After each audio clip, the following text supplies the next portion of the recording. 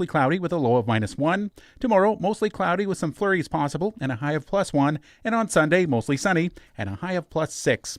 At this hour in Moose Jaw, it's mostly sunny. Winds are from the southeast at 4 and it's 4 degrees. Regina is partly cloudy. Winds are from the west at 8 and it's 3 degrees.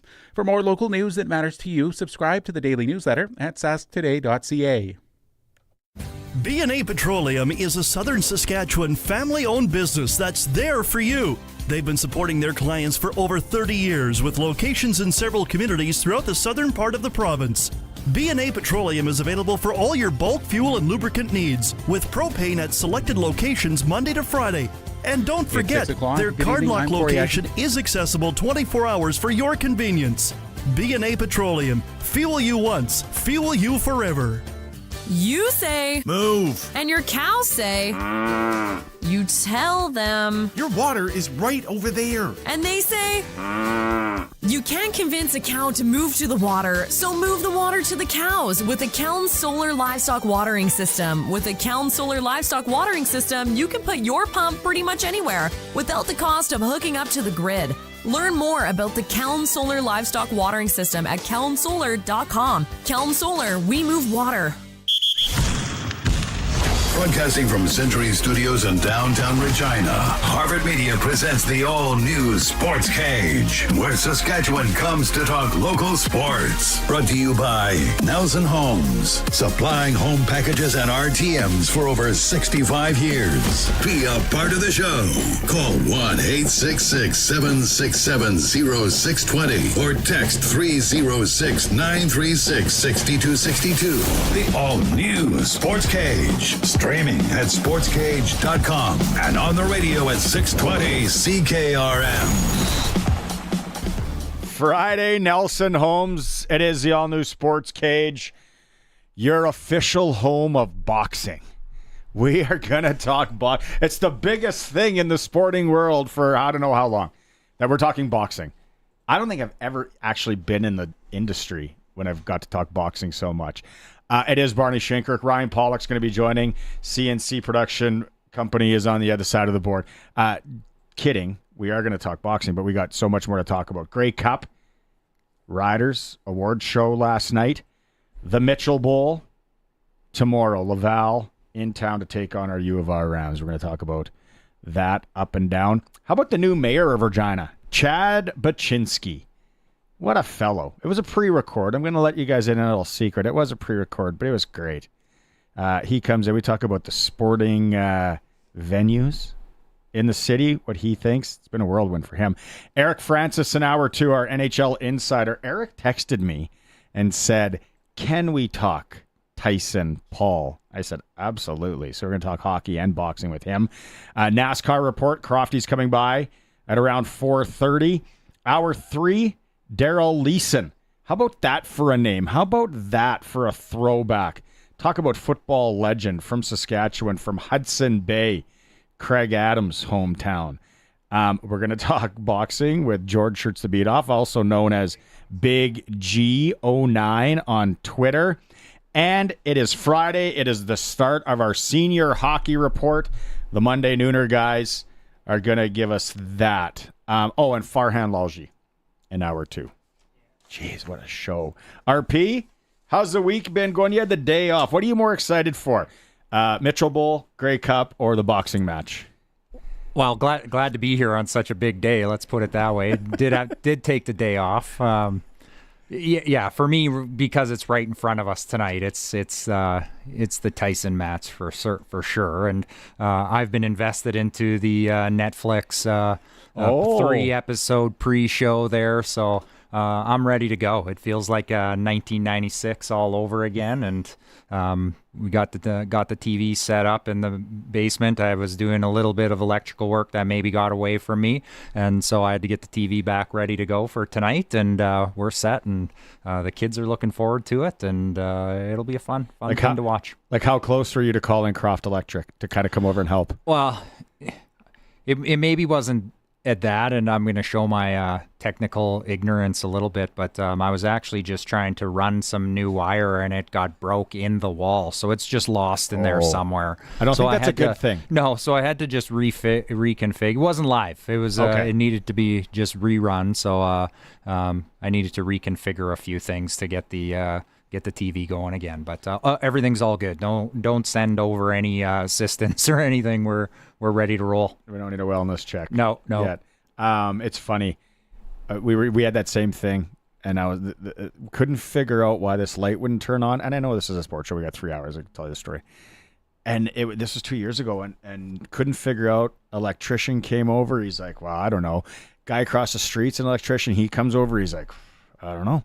He goes, well, you're going to have to cut open this wall. Sometimes the wire, like, it can disconnect, and that seems to be what happened. Like, we went through everything, and it was the night that we were going to cut open the wall and try and find this wire, and I went into the closet, and there was a switch in there that we didn't know about. Flipped the switch, everything, and that light came back on, and there's like, well, how did it shut off? Because of the jackets and something would have, maybe hockey sticks would have been put against it. We didn't. We've been in the house for 17 years. Didn't little National Lampoon's Christmas Vacation reference there. Hey? You got to be excited though too for the Mitchell Bowl. Yeah, of like course. to have that in our backyard tomorrow. It's going to be an awesome weekend for sure. Great things on the go. Starting with tonight's boxing into the football tomorrow, and then obviously the big football tilt on Sunday as well. When you think, God's been around a lot of football. Got people don't know. I haven't listened before. Ryan Pollock worked for the CFL, worked for the Riders, junior hockey coach, played junior hockey. Been around. When you think Laval, Rouge Or, what comes to mind? Yeah, they're big time. Like they almost when the schedule comes out at the beginning of the year, they're penciled into these games on a lot of years. So I grew closer to university football when I was in university and was a university athlete, and it just felt like every year it was Laval at the end, Laval at the end, Laval at the end. So I think that's part of the aura, though, of getting to the game as well. And what makes tomorrow exciting for the Rams is there's a well-known program coming to town, and that should create some excitement as well. What a run for the Rams and the coaching staff. Mark McConkey was on yesterday. Not only to get there, like there hasn't been a team with 5 losses that has done something like this, and it just, I guess, shows you in football anything can happen. But they're a good team. Like their defense buzzing around. We're not sure on Noah Pelche, starting quarterback. It looks like he's going to try and go tomorrow. You've been around a lot, so they fall on his non-throwing shoulder. Mm-hmm. Okay, so even if we played hockey and it's not, what can they just blast him up with a few things? It's 2024, a lot has changed. Like, yeah, he'll get some. I shouldn't say he will get some assistance. There's probably some assistance available to help with that, but throwing shoulder, non-throwing shoulder, if it is. If it is something significant there, it doesn't matter. We've all had some pains in the upper chest before and stuff, and you just move, and that's the problem. But too bad watching that game last week that in the waning minutes there that he gets injured. But they played a whole game, it felt like, in the final 3 minutes of that game. It was back and forth, and you thought it was over, then you thought it was back on again, and then the Rams kind of took over again after a turnover, but there was an entire game played, it felt like, in the final 3 minutes. So awesome. I heard Coach McConkey on here yesterday or the day before that you had him on, and you could tell how excited he was. And, he even brought up a few things about, like, when, he remembers 20 years of Laval success and that. So an honor for him, as he was mentioning, to go up against, that program. But then I also felt like he's flipped the switch on one of your questions, and you asked him about what he's looking forward to, and you could hear it in his voice change that the admiration's over. We're not going there to be passengers. We're going in there to make a statement. So yeah, and for a lot, it's so the unknown. Right? I guess you watch tape, you can kind of go through how big they are in the stats book or online and all that, but it's just the unknown. And, Mark says, well, they kind of play a little bit like Manitoba, and then they're a little bit like UBC. And then the players say, well, there's a little bit of Huskies in there as well. There's a little bit, it's the unknown. What kind of crowd do you think they get tomorrow? Yeah, I don't know if I can put a number on it, and I don't know what they've shared, so I don't want, whatever. I'll just act like a fan. We tried getting AGT tickets, and they're sold out. So I don't know if that's a measure of what the interest is, or maybe that just shows how many soft people there are that want to sit indoors. I don't know. But I was one of them. leather coat, nice jeans guy. Exactly. Going to a college football game, you got to really bundle up, get the Carhartts out. So I hope that's a great sign, though. And I don't know. Like, I don't know if I could put a number on it. I hope that it's that it's a really, really good turnout. They deserve it, and they've earned their way to this great opportunity, and I hope the football community gets behind them. All of our guests join us on the Western Pizza guest hotline. Perfect pizza, generous amount of toppings. Christmas season coming around. If you got a potluck or a staff supper or whatever, get Western Pizza to cater it. And it's not just pizza. Like, they can do turkey. They can do everything. And then gift cards for stocking stuffers. Who doesn't want to have the $25 gift exchange? And then you open it up and it's like some Western Pizza gift card. That's going down. Look out. Spiro's not open. I was like, how many pizzas you making tomorrow? All that. He kind of got muscled out. There's an event going on or something. And I was like, wow, that's a downer. So anyone going to the game, to get your pizza on, it won't be open. There's an event going on. Yeah. The football game.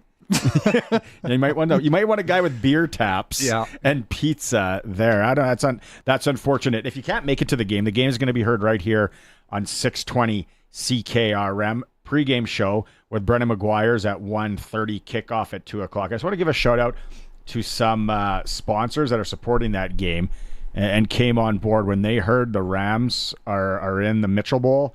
They were like, and you guys are covering it, how do we get involved? Nick's Service, Quality Tire, Glassers TV, Zipperlock Building Company, 2S Auctioneers, RJ Sales, Croft Electric, Two-Way Service, Uncommon Developments, and Flamin Sales. So they're all in the broadcast tomorrow. You'll hear them.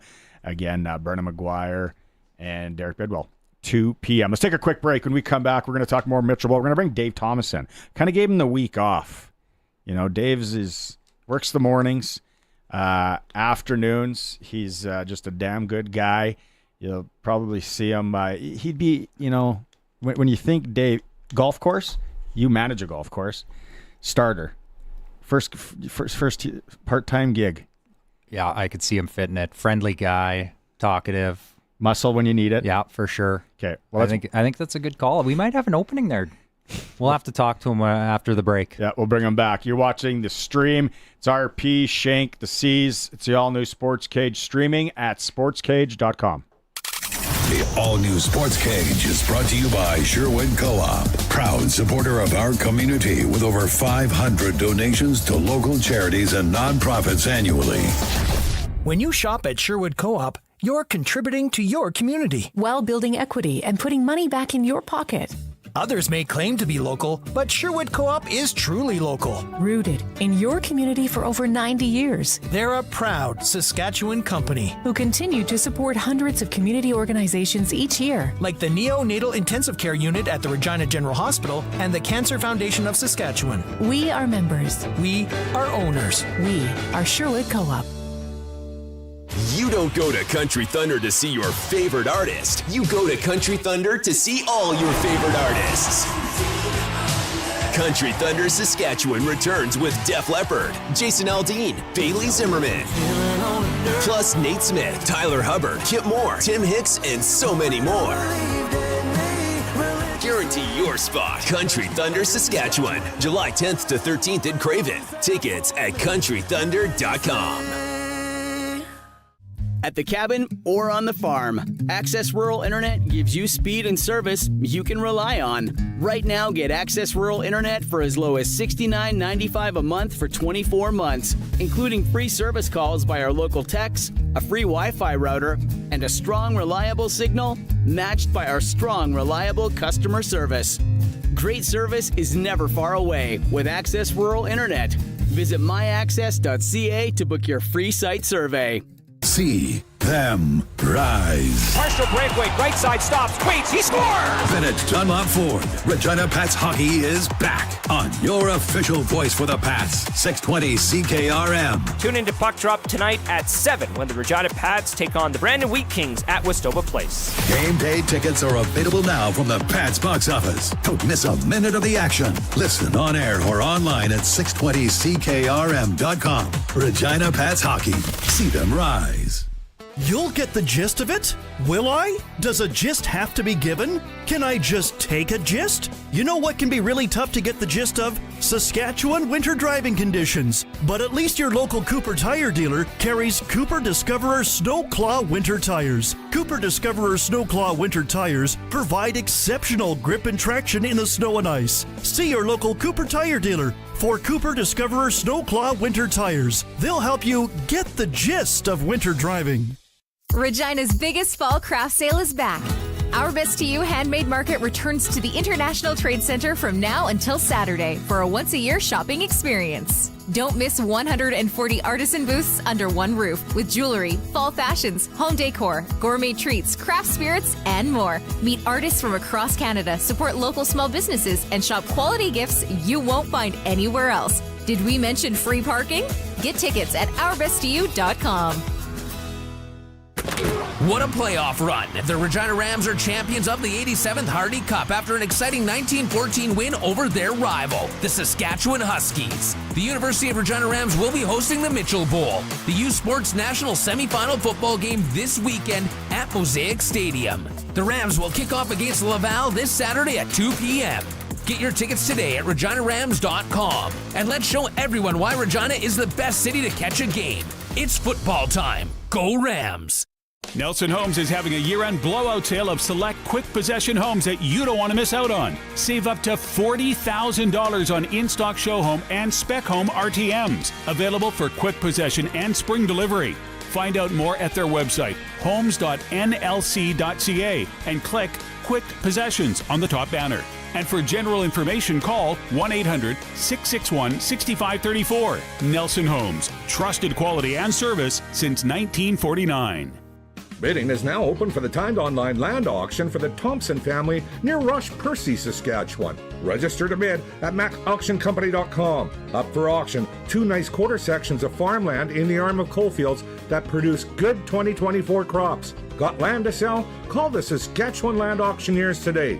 Bidding closes on the Thompson land this Tuesday, November 19th at 10 a.m. That's a timed online land auction for the Thompson family. Bidding closes November 19th at 10 a.m.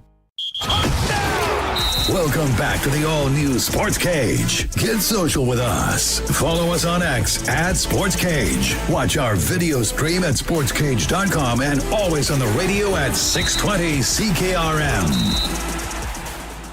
Capital Ford Lincoln text line always open, 936-6262. What's everyone thinking out there for this fight tonight? I'm curious to hear. Tyson, Jake Paul, if you're saying, what are you talking about? Mike Tyson is fighting Jake Paul. What is he, is he like a YouTube sensation? Is that the best way to put it? Sensation. His brother started Prime, the drink that all the kids drink.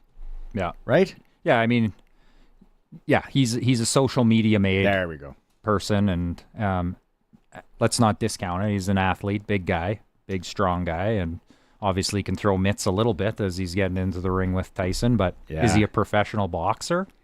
That's the question. Your tale of the tape for Freeze Tallman Lumber. Iron Mike versus the Problem Child. Age 58. Age 27. That's the age gap. That's right. 31. No, what is it? 31 years? Yeah, we'll go 31. Yeah. So when Tyson was 31, he was and Tyson was like already on the downward at 31, and he's just being born. But the doctors are saying don't do it. There's a lot of doctors, UFC doctors are like, Mike, don't do it. He's like, he's so cut. Yeah. That doesn't happen naturally, let's be honest. Yeah, no kidding. And every time I go back and forth on what this actually is, and we'll keep diving into it throughout the show here, but I waver back and forth wherever I stand on it, but I just keep going back to the last time. For me, the last time there was big Tyson event was when he did Holyfield there back to back, and the whole ear thing. That was like 1996 or 97. Like that's me in high school.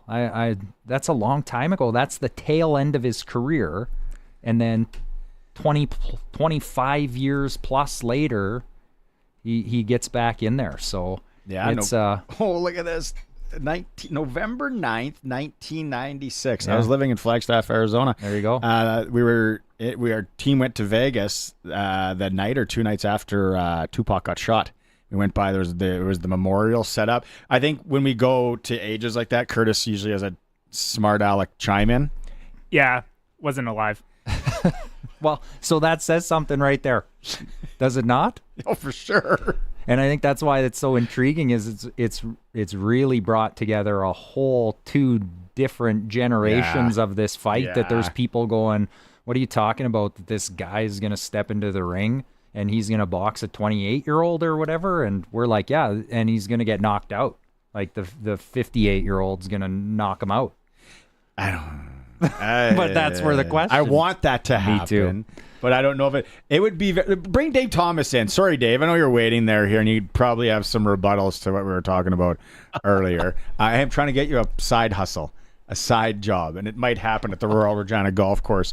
So this would be equivalent. But I was thinking just now, 96, right, when he was in his prime, very equivalent as if all of a sudden Mario Lemieux played against the Oilers tonight and Connor McDavid. Maybe not McDavid, but you know what I'm getting at. How do you see that this bout go down, Dave, the boxing expert that you are?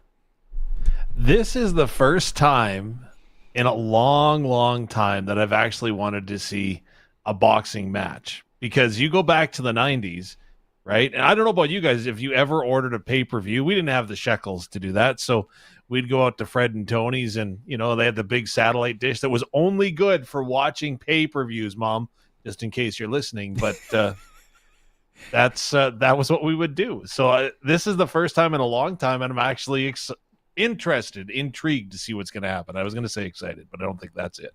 The big satellite. We had it, and then you had to go outside and crank it, and then we upgraded. Dad, I think one of his ponies won one day, and so we got the mechanical shift, which was next level. And then we have it. It's funny, at Christmas time, the channels, it was like W5 was a big one, A1, F4 had a lot of sports. F4 had Comcast, so Dave Brown's parents would come over and watch him play in the basement. And people out there that had the big dishes, you remember, there was no commercials. So they would go to break, and these guys are like, I got to go take a whiz. I got to whatever. And it was all like there. And then some of it was pretty racy. And then I forget what number was the one that you told, that Mama didn't know about. But it was wild. And then you could go by that big, thick book once a month. Okay, what's coming up? Do you remember any of this? We were never a satellite crew, but I mean, I know I've had friends and at the farm and stuff had it, but yeah, you had to go every once in a while and adjust the coordinates. If it was too windy, you had to go reset it. And it was good time. You see, still at the top of the Queensberry, they still have, from all the simulcast horse racing, they still have some of the mesh ones up there. Are you going to watch it, Dave? Well, I have to attend an ice hockey game this evening with my son, but hopefully, as soon as the game's over, it'll be straight to Netflix. I think they won't throw down until about, because there's an undercard. There's a few. It's a busy card, and actually, there's a couple legit ones on there. The 2 gals that are fighting for the title, for their title, is. It should be actually a really good boxing match. I'm talking like I know. I just watched the Netflix special. That's the only reason I know. It's not like I'm some educated boxing person. I'm 3 hours smart on boxing. That's it. We should have sent you to Arlington tonight. Got you a media pass. Oh. Let's go live to RP standing at the. Yeah, no. It's going to be awesome. Dave, we'll get into Grey Cup in a bit. but you're a guy that's called a lot of university football in your day. We got the Mitchell Bowl here tomorrow, live on CKRM, live at Mosaic Stadium. What are you thinking here? You've crossed paths with Laval in your time, the big red machine from out there. Rams going in underdog, kind of on house money here. A little bit of a dangerous team too, though.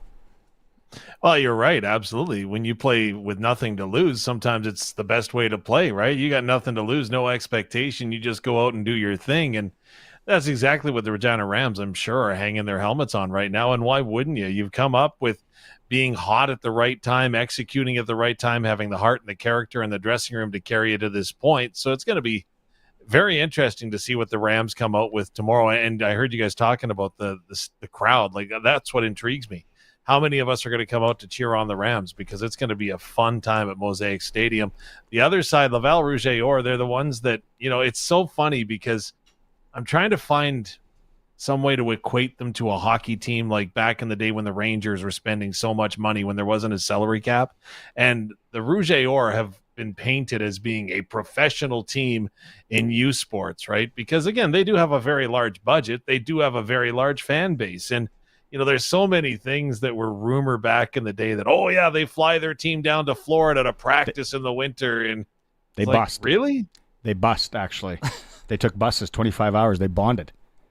They're not allowed to do that anymore, from what I understand. Is that true, though? Come on. I don't know why you would lie about it.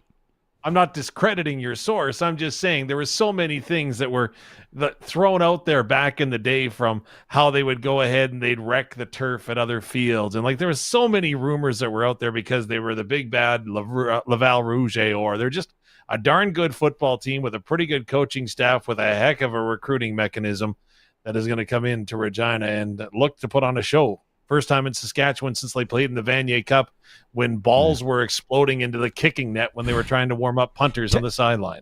This is a crazy story. We can start rumors about them too. They're only here for 24 hours, so if they kill puppies and whatever, it doesn't matter. 2006 Vanier Cup is in Saskatoon. Huskies Laval. I said it earlier this week on the show. I didn't go. I had tickets. It was so cold, like minus 30 something. Dave, you're there. Go through that story and what's Sukin in the net. So Braden Sukin, who is now the special teams coach with the University of Saskatchewan Huskies, played in that game, and he recalls warming up on the sideline. And so he goes, and again, they got to get ready to punt, got to get ready to kick the ball, and it was so cold, he kicked the ball into the net, and he heard a huge pop as the ball exploded off of his foot because it was that cold. And he said he's never experienced it or seen anything worse or like it. He said it was like a rock in trying to kick it, and just poof, it exploded. It'll be a little bit different, nicer weather. Let's shift to the Grey Cup and CFL. Okay, so last night, awards handed out. Roland Milligan Jr. No surprise there, right, Dave? We do have some audio here that came through. It is it's interesting. He talks about he listened to his wife and went to the award show. I am. The West Final kind of got me, but I'm glad I did. I needed it, really, so I wasn't just home, just kind of sulking a little bit. But and it was good getting time, just me and her. Her not having to take care of all the kids while I'm away, and then just getting some us time right after the season. It was nice. Okay, and then this one, and then I want you to chime in, Dave. But he talked about why Mace's defense was such a good fit for him.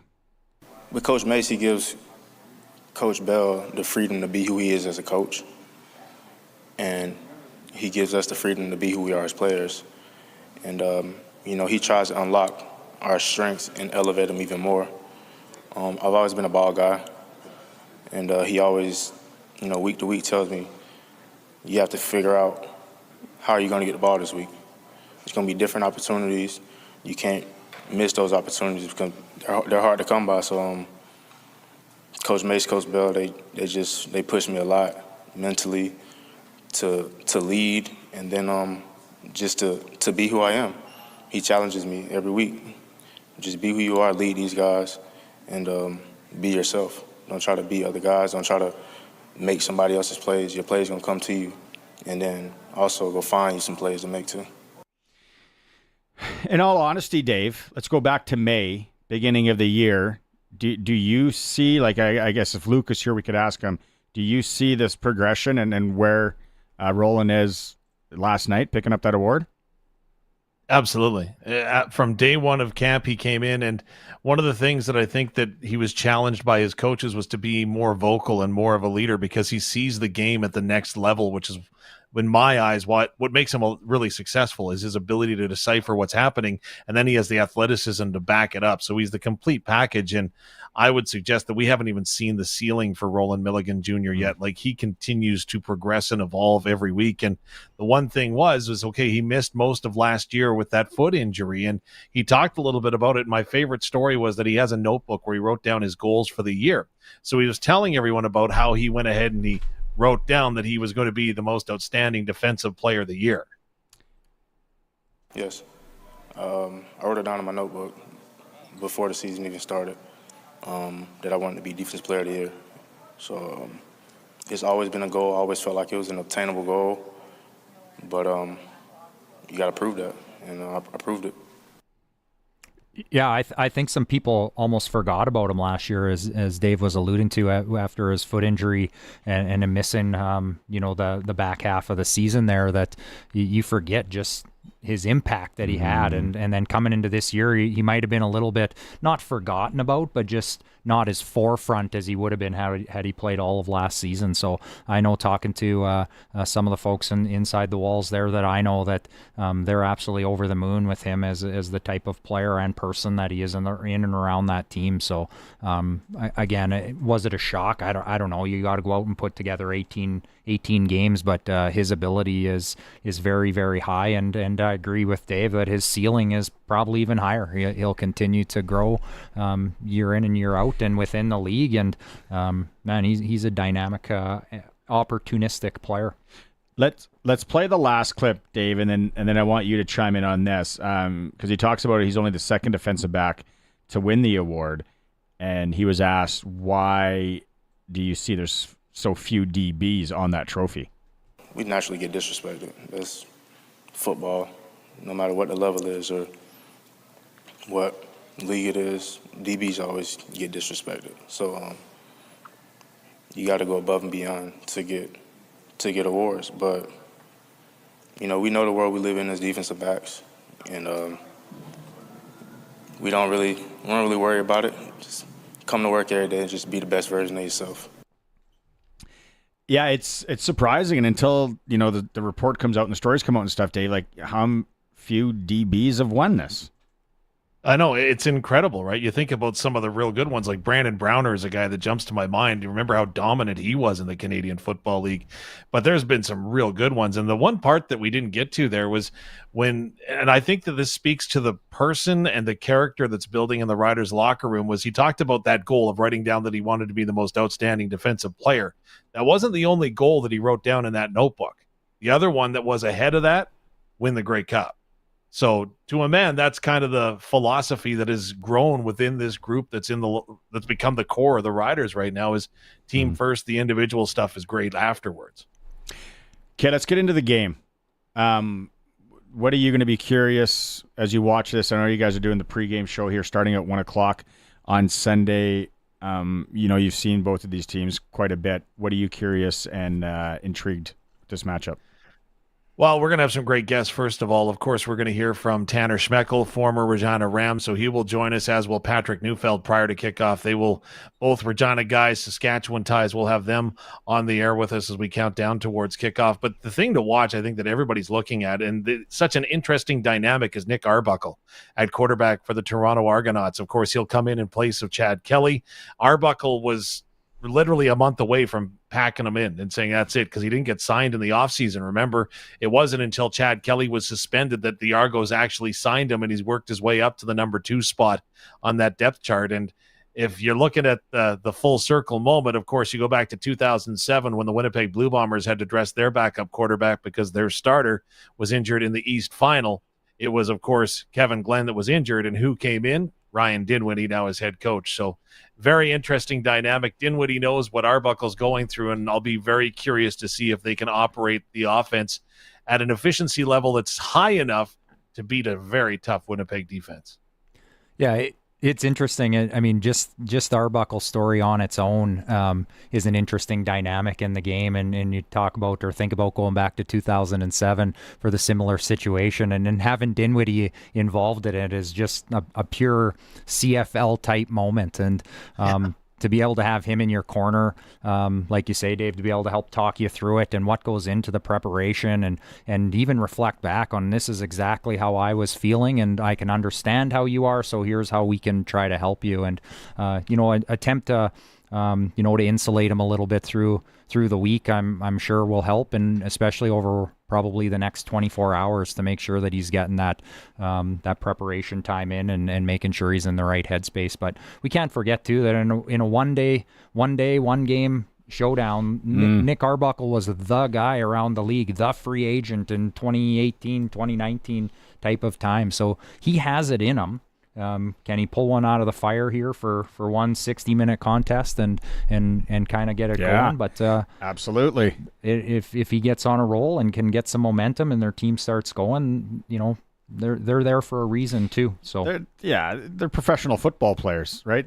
Here's a question, Dave, and for me, just love the coaching us. I just love it, love it.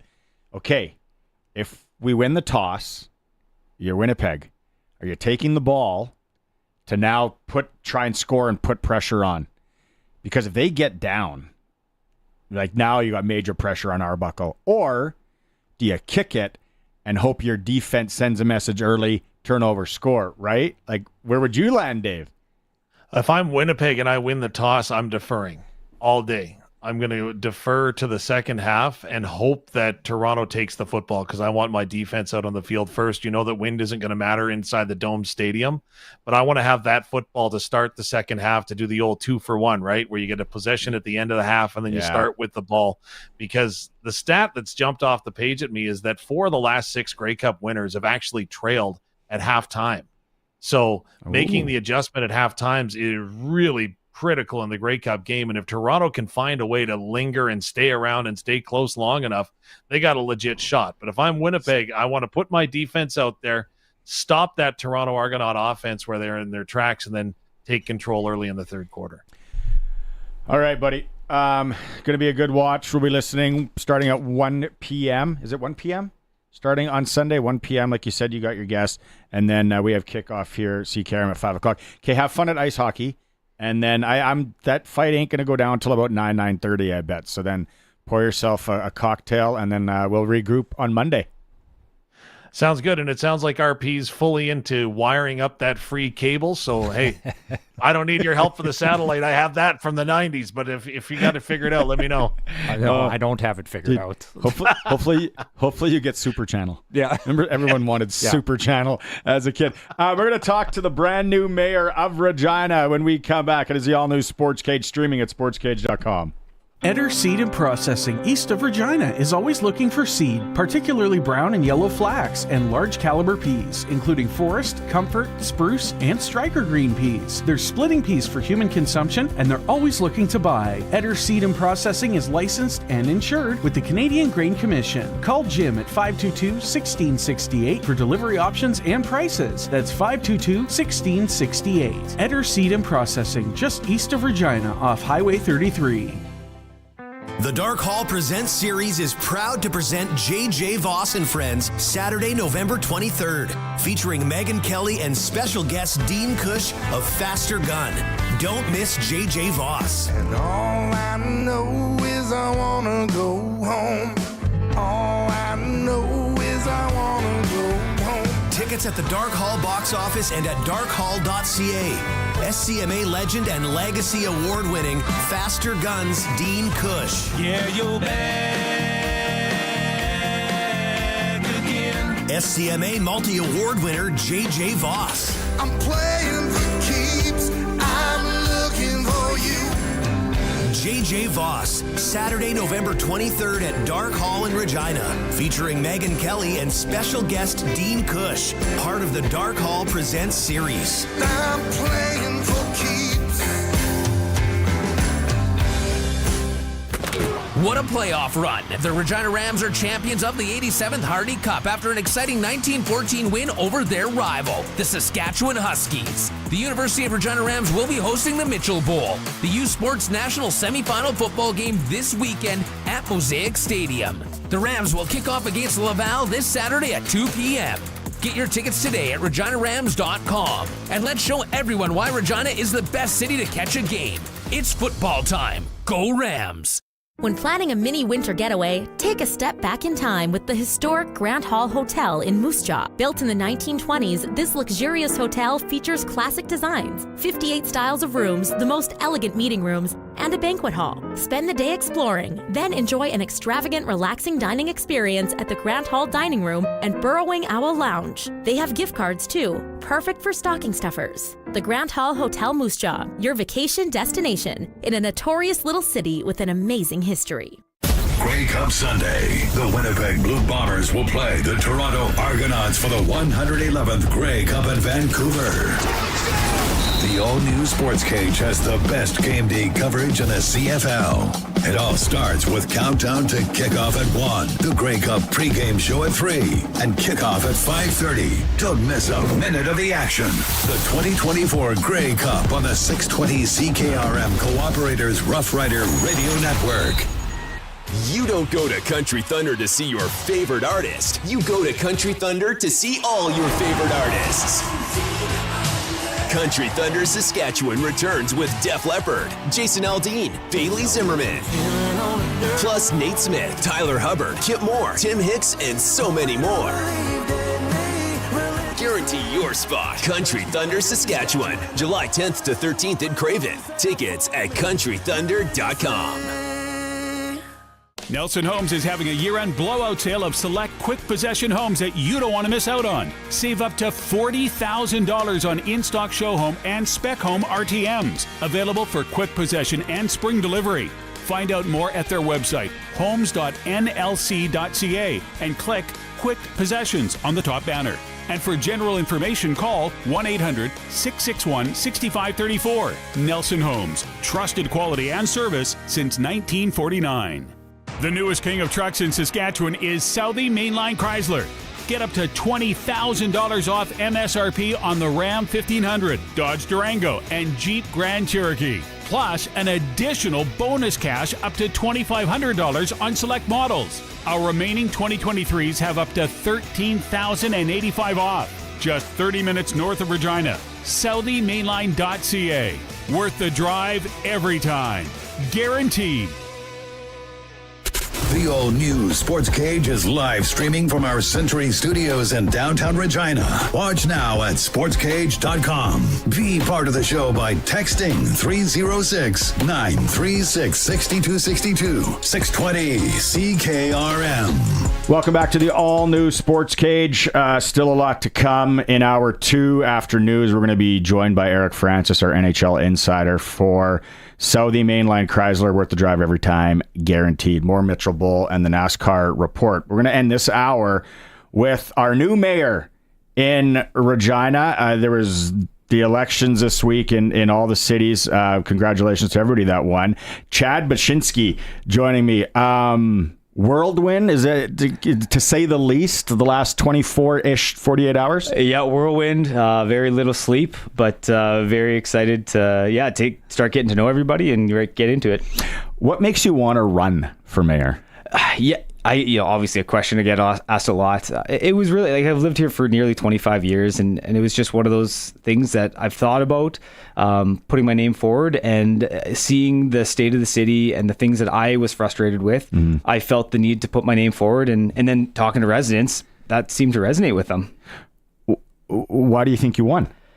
For that exact reason. I think I just, as I talked to people, it just kind of reinforced more and more that people were believing in the things that I was bringing forward. And on top of that, I really did run the cliched grassroots campaign, but it was word of mouth. I mean, we did not have a budget. We did not have backing. We had friends and family that believed in us, and as we got support, move forward. And I think people like that. Yeah, it was the guerrilla marketing. I was like, this guy's got it buttoned up.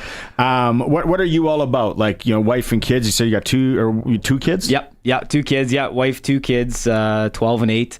Keeps us very busy. My son's in competitive soccer. My daughter's in competitive cheer. So there's days that my wife and I are high-fiving each other on the way by out the door. And it's fun. It's exciting. Tell me about it, right? But then it's going to end one day. Everyone tells us, and then we're going to look at your wife and be like, now what do we do? Yeah, that's true. Right? Yeah. No, the soccer facility my daughter got to play up until this year, and I'm sure she'll go back. Soccer facility is awesome. Such a big thing. Sports-wise, I want to get into one of the main things is real. How it's been run. The Cooperator Center. I know there's a faulty roof. Just different videos that circulate. Are you aware of a lot of that? Yeah, 100%. And I think it's a good first step that we've got a new board in place. And my expectation is to get a report of what's the state, what's the plan, and what is the specific things we're going to do to make Real viable for the city. It's going to be very challenging for the city to continue to be at arm's reach if Real is not producing and being able to be a self-sustained entity. And that's really the challenge here, is the city can't afford to keep keeping up with the operational costs of that. Maybe I should have got into this earlier, but what's your background again? Like, you're the engineer-ish? Yeah. I guess you could say that. Yeah. I'm a mechanical engineer by trade. But I've worked my way through a number of different disciplines and then up through into leadership capacity.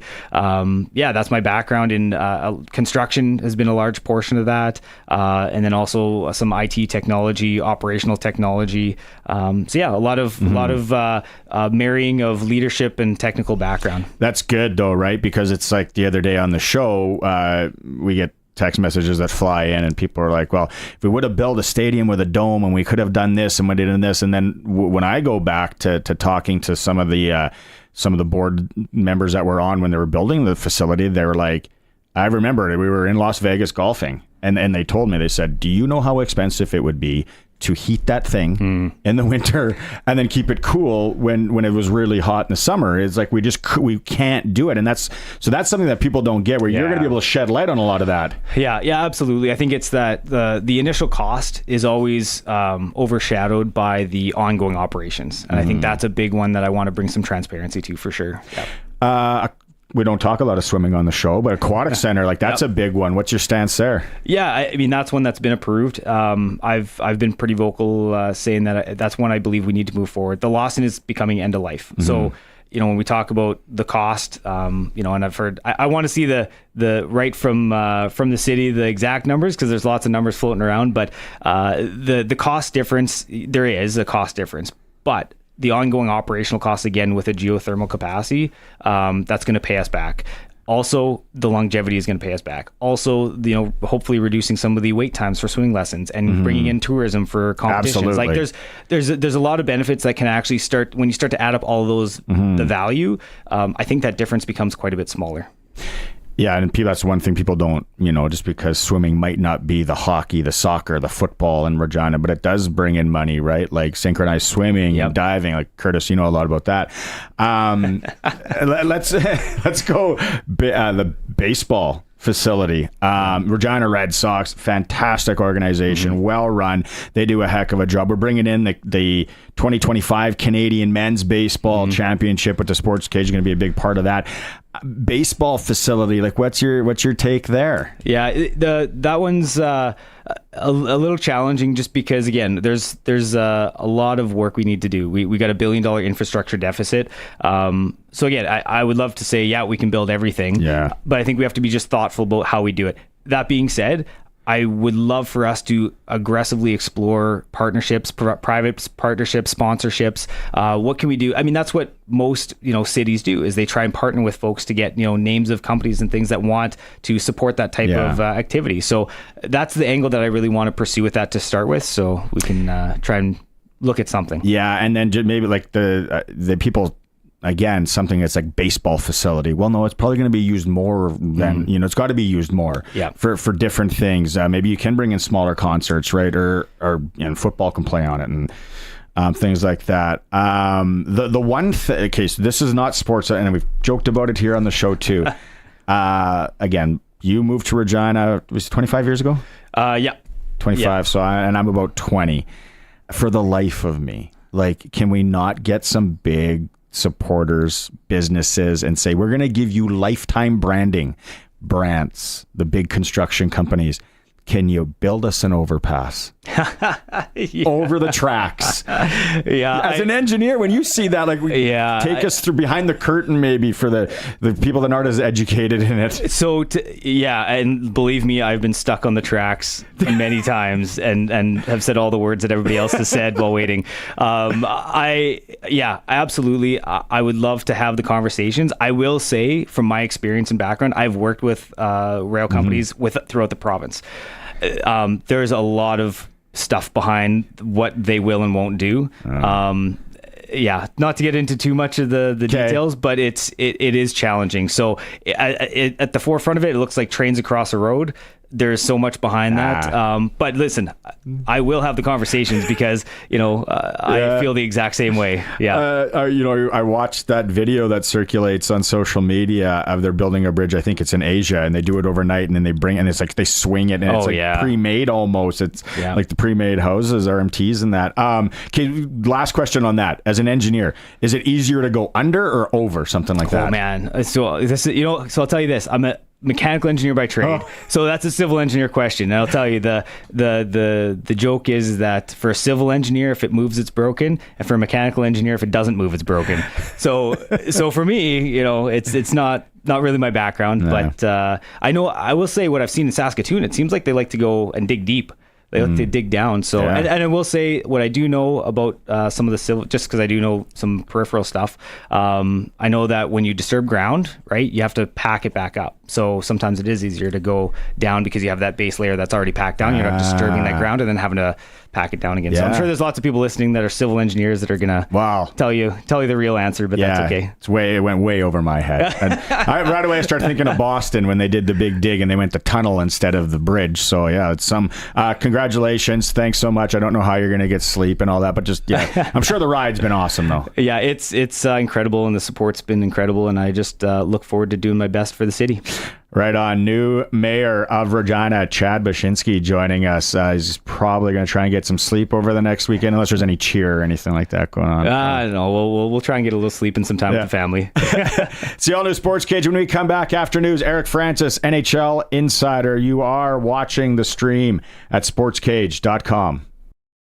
Meet your new favorite shade of green. At Nick Service, we offer the Fendt 500 Vario Series tractor that's tailor-made for your farm. Get better stability, ease of use, and comfort with one tractor. Whether you're feeding, tilling, baling, or hauling, this series is built for your farm. Experience up to 163 horsepower with this multi-purpose tractor. Visit Nick's Service in Emerald Park or go to nickservice.com to get a quote on the Fendt 500 Vario Series. And now diving for Team Rat. Barry, get down from there. Why? The family left an entire pot of gravy out here just cooling in the garage. I know, but it's not for us. Just because they won't call Busy Bee and get their garage door fixed doesn't mean we should take such liberties. Okay. Whoa! 10 points. Call Busy Bee Doors. They can fix or replace any commercial or garage door. Just get out of there. We just won't tell them. Busy Bee Doors, the garage door specialists. What a playoff run. The Regina Rams are champions of the 87th Hardy Cup after an exciting 1914 win over their rival, the Saskatchewan Huskies. The University of Regina Rams will be hosting the Mitchell Bowl, the U Sports National semifinal football game this weekend at Mosaic Stadium. The Rams will kick off against Laval this Saturday at 2 p.m. Get your tickets today at reginarams.com. And let's show everyone why Regina is the best city to catch a game. It's football time. Go Rams! Greenhouse gas pollution heats the planet and threatens our nature. Canada's carbon price is designed to reduce this pollution in order to protect our environment. And the Canada Carbon Rebate gives money back to Canadians. In Nova Scotia, an individual gets $412 this year, with a bonus for those in rural areas. Have it both ways with the Canada Carbon Rebate. Find out how it works and how much you could receive at canada.ca/carbon rebate. A message from the Government of Canada. Sask Lotteries has 50 years of winning behind us. And you know what that means? Lots of winning numbers. Numbers like over 1,200 organizations funded and 12,000 plus groups supported. $6 million given away annually in community grants. And the winningest number of all? $1.4 billion given back to the people of Saskatchewan through sport, culture, and recreation. And we're just getting started. Help us grow the next 50. Learn more at sasklotteries.ca. At the cabin or on the farm, Access Rural Internet gives you speed and service you can rely on. Right now, get Access Rural Internet for as low as $69.95 a month for 24 months, including free service calls by our local techs, a free Wi-Fi router, and a strong, reliable signal matched by our strong, reliable customer service. Great service is never far away with Access Rural Internet. Visit myaccess.ca to book your free site survey. Full bore? What does that even mean? Like a full animal? I guess it's better than a half bore, especially if you're the bore. Or is it a full bore like every team's meeting? What's never a bore is driving on slick Saskatchewan winter roads. At least your local Cooper tire dealer carries Cooper Evolution winter tires. Cooper Evolution winter tires provide exceptional grip and traction in the snow and ice. See your local Cooper tire dealer for Cooper Evolution winter tires.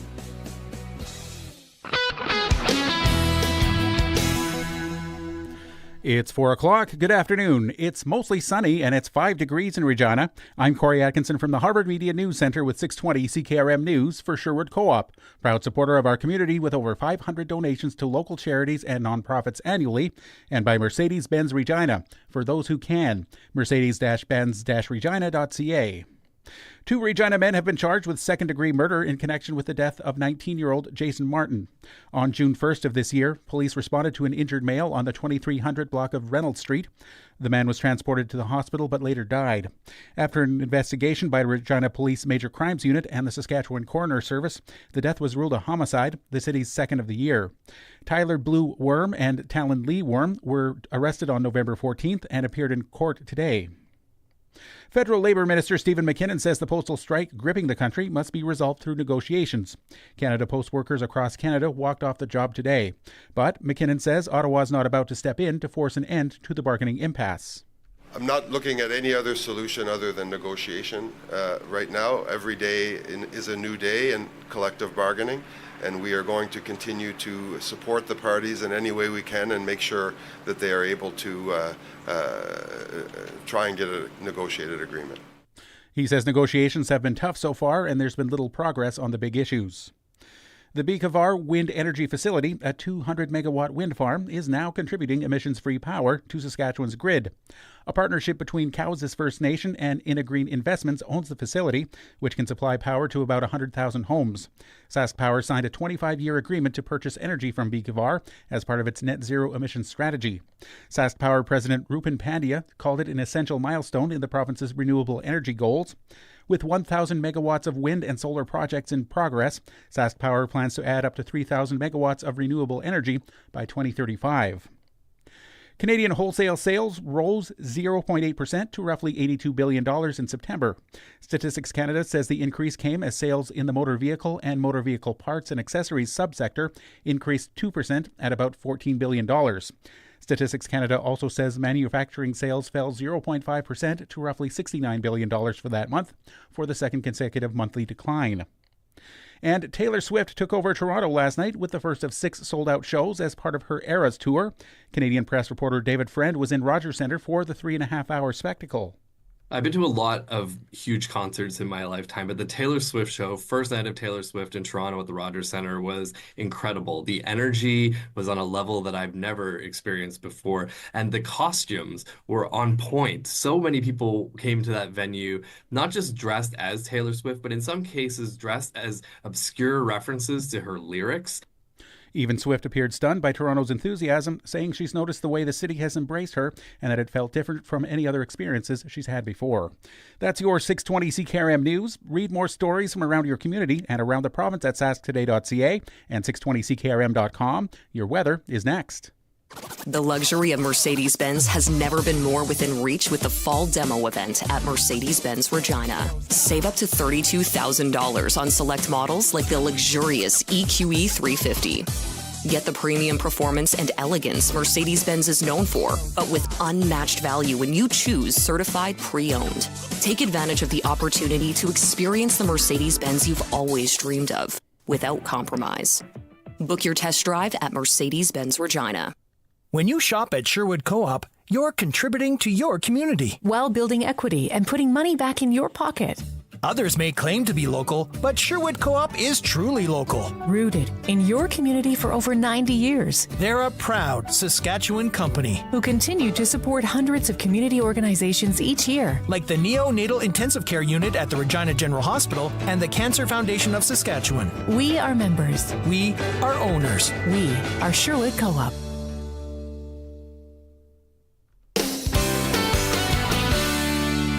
And now it's time for your 620 CKRM Precision Weather Forecast for Line X Regina. Serious protection, killer looks, 1865 McCarra Street, and brought to you by Wolf Industries, your truck repair specialists in Grenfell, servicing all sizes of trucks, SGI accredited.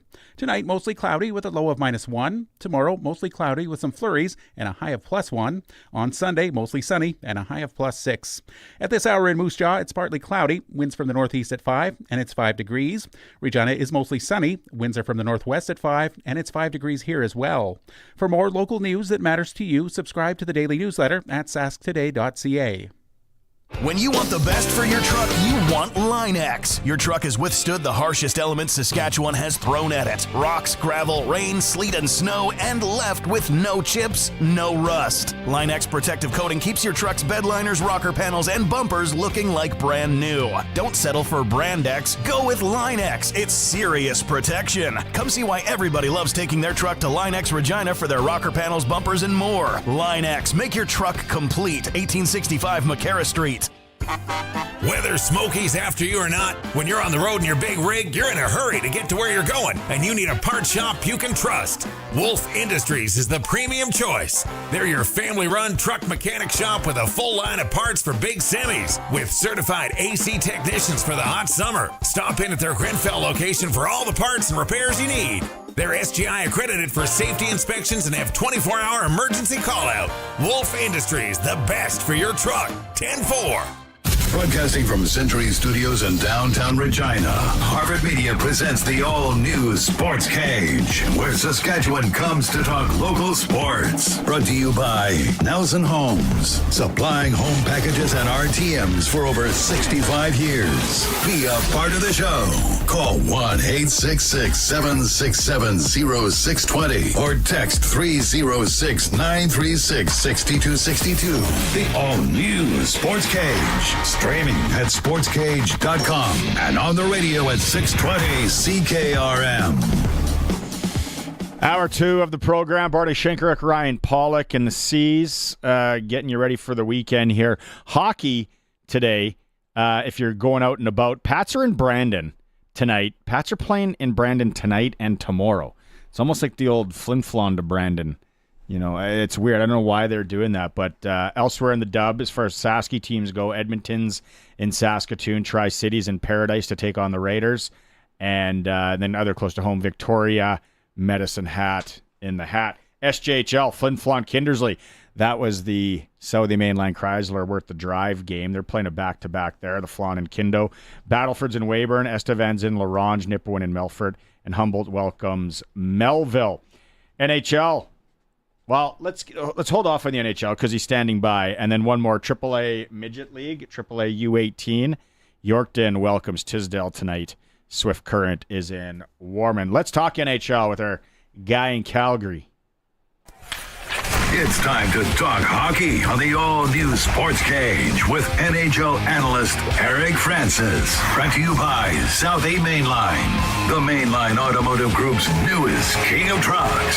Southey Mainline, just 30 minutes north of Regina. Worth the drive every time, guaranteed. It is worth the drive up to $20,000 off. Ram 1500s, Dodge Durangos, Jeep Grand Cherokees. Oof. Get mama a Grand Cherokee for the winter. $20,000 off. What a deal. Eric, We're doing this on a Friday. Like, what do you usually? How's your Friday afternoon usually go? What are you usually up to on a Friday afternoon? I'm a little embarrassed to say that I'm a big tennis player. I play 3 times a week. Every Friday, I play 2 hours of tennis, and then I hit the pub for 2 hours, and then we see where the night takes us. But it doesn't take us out on the town anymore. I can tell you that. It just might take me to bed. Not sure what's there to be embarrassed about No. that. Little activity and then to the pub makes sense to me. Tennis. Are you decent at table tennis then? I'm a better tennis player than table tennis, but I like to think that I have pretty good hand-eye. I grew up with a pool table, you know what I mean? So yeah. Everybody wanted to play pool when they came to my house. Other guys had ping pong tables I wanted to play. They never wanted to play. It's whatever you got at your house, you don't want to play it because everyone wants to play it. Pool, snooker guys. I just never. I try to play it, and you have to have a slate. Like you go to someone's house and they don't have a slate table, and it's all warped. Yeah, it's like, well, no, that's table tennis. My favorite 2 places to play table tennis in the entire world, and now my sons, Meadow Lake, Montana Resort, and the Great Northern in Whitefish, Montana. They have a ping pong table there. The best. Have a few pints, beat the boy with one hand. It's fantastic. That's a big ping pong region through there, or northern Montana. Yeah, they had states like 4 years. They had states 4 years in a row. The Big Sky Conference champs. Calgary ping pong region. Oh my God. There's a bar in Toronto. Sorry, we always get off topic, but that's part of the. Who cares? There's a bar in Toronto called Spin. Now, I don't know if it's still there, but I was there about 10 years ago. And there are like 50 ping pong tables. It's a pretty big, like basically bar/pub. And when you get your table, there's balls all over the floor. So, the crappy thing when you're playing is you got to run after the ball. Well, they've got a net on both sides of the net. There's a big basket with like 40 balls in it. So, you don't have to keep running around grabbing all the balls, but everybody is there to play ping pong. And can I tell a ping pong story? I think you are. I want the next episode. I'm gonna tell one about Whitefish. The floor is yours. Ping pong expert Eric Francis, brought to you by Southie Mainline Chrysler. Go. I have an Olympic ping pong story for you. I was at an Olympic, my first Olympics. I had some time to kill before some event. And I had heard about some guy from North America who was beating all the favorites in table tennis. So I thought that would actually be a pretty cool sport to see live. Like we all see it on TV and marvel at the speed and everything. So I go in, I cover, and this guy beats one of the favorites from an Asian country. And there's like 50 journalists waiting for the loser because of the shame that he lost to this guy from America. And they have to run the gauntlet. They have to go by all the media. There wasn't a single North American journalist there that wanted to talk to the winner. So I just kind of grabbed him. I thought, oh my God, I bet this is an interesting story. Like, how did this guy get into it? I had done no research. I just thought I was just fishing. And I grabbed him. I say, hi, blah, blah. And I said, listen, and for lack of a better term, all I said was, my first question was something to the effect, how long have you been playing competitive ping pong? And he said, first of all, it's table tennis. Second of all, this interview is over. And he grabbed his little bag with his little knee-high socks and he waddled off in a huff. He was so mad that I disgraced his sport by calling it ping pong. There you go. That's the last ping pong tournament I ever covered. Do you remember his name? No. And nobody, I tell journalism schools this, nobody will ever remember his name because he passed up an opportunity for someone in his continent to write about ping pong for the very first time. So forever, I will call it ping pong. And second of all, screw him. He missed a good opportunity. 90% chance he's from the Whitefish, Montana region. Likely. For corridor. Yeah, the corridor. Have you, speaking of bars, when you're in Phoenix, so when Phoenix doesn't have a team anymore, have you ever been to the Deuce in Phoenix, the bar? No, not the actual bar, no. It's down, it's about 4 or 5 blocks from the baseball / what is it? It's not Old America West. It's about 5 blocks from there. Look it up, Eric, after this, we're done. There's probably 12, 16 ping pong tables. There's a boxing ring. There is I think there's pickleball now. It's like a big warehouse and it's a bar. There's so many different, there's food trucks inside of it. It's super wild. Cornhole, if you're a cornhole guy, you love it. It's called the Deuce in Phoenix. No free plugs, but we just gave them one. Aren't you going to the game tonight? Nashville's in town. Yeah, I got to go to that. But going back to Phoenix, isn't that the cornhole corridor?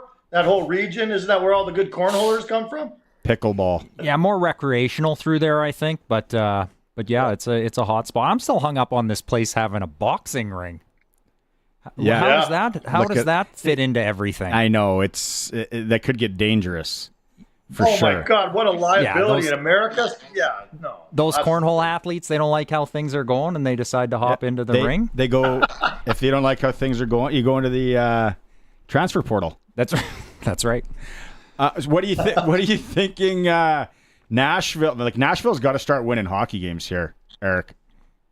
Yeah, it's pretty shocking, eh? I mean, to me, the interesting thing about the matchup tonight is it's Dustin Wolf against UC Saros, and all along when everyone wondered if Dustin Wolf could ever make that step to the NHL, despite his size, everyone always pointed to UC Saros and said, well, there's another guy who's small and he's made it and been one of the better goalies in the National Hockey League. And Dustin Wolf has kind of modeled his game after UC Saros. He was talking to me about it. So that's kind of the intriguing thing about the matchup tonight. But you're right, both these teams have got to start kind of getting it going. I know the Flames had a good start, but they've lost 8 of their last 11.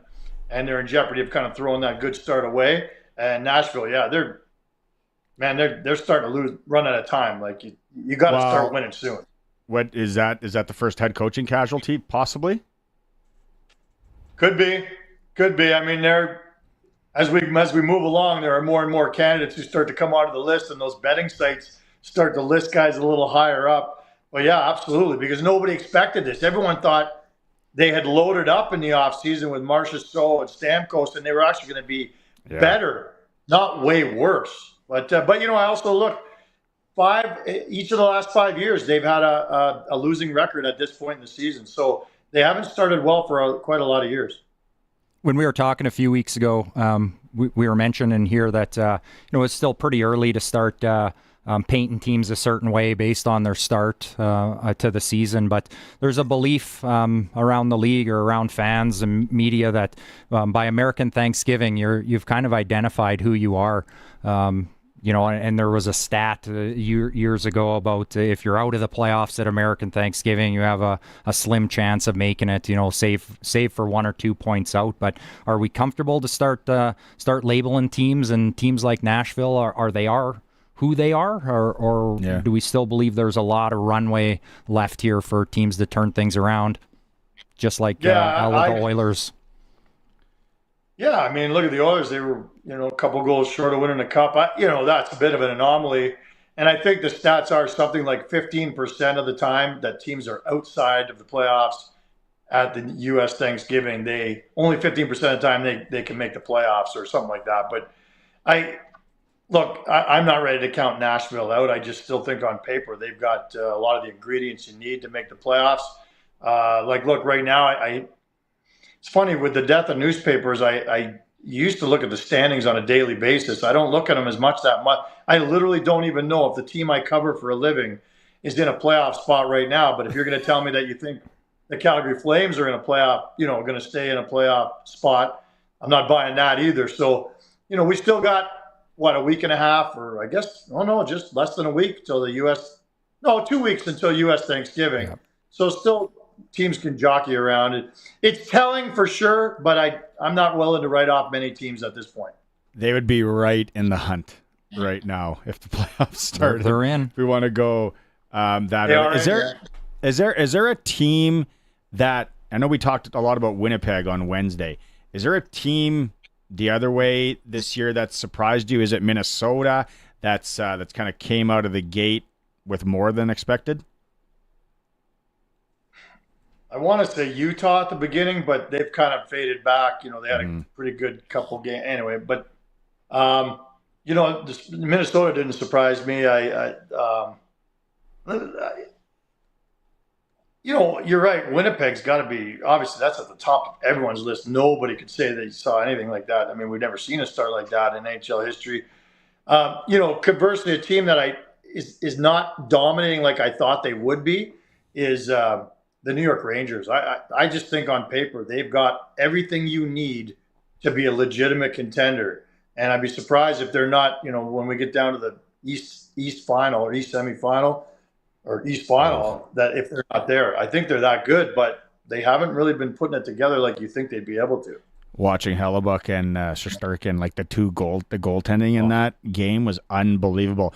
It's funny when you look at the hottest teams in the NHL, winning streak-wise, you got the Avs that have won 3 in a row, and the Oilers that have won 3 in a row. Seattle's won 3 in a row. But when you look at losing streaks, hands down, it's Columbus. They've lost 6 in a row. So that's tough. Okay, let's put hockey aside. Let's talk about the sweet science. Right? Speaking of boxing rings. Yeah. Tonight, we got Tyson versus Paul. I don't even know where to go. Like, should he be doing this? Yeah, he should. I mean, it's a lot of money, and it's what the people want to see. Like, I'm fascinated by this thing. I watched all 3 parts of that Netflix, preamble into the fight tonight. And I'm sad that the Flames are playing tonight because I would love to watch.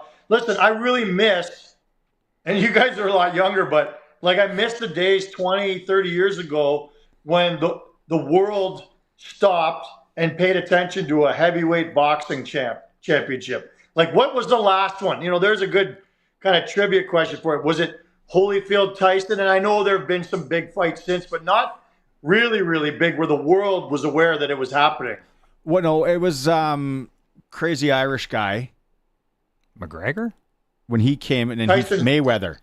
Like, that was an exhibition bout, I same guess. thing, but I'm with Eric. Like that, we looked it up earlier. It was November '96 was the Tyson Holyfield, and I literally remember 50 of us in a friend's house with pay-per-view and around the TV, and that speaks to how kind of insane in a way tonight's match is for Tyson. That was at the tail end. That's when people looked at him and said he's done.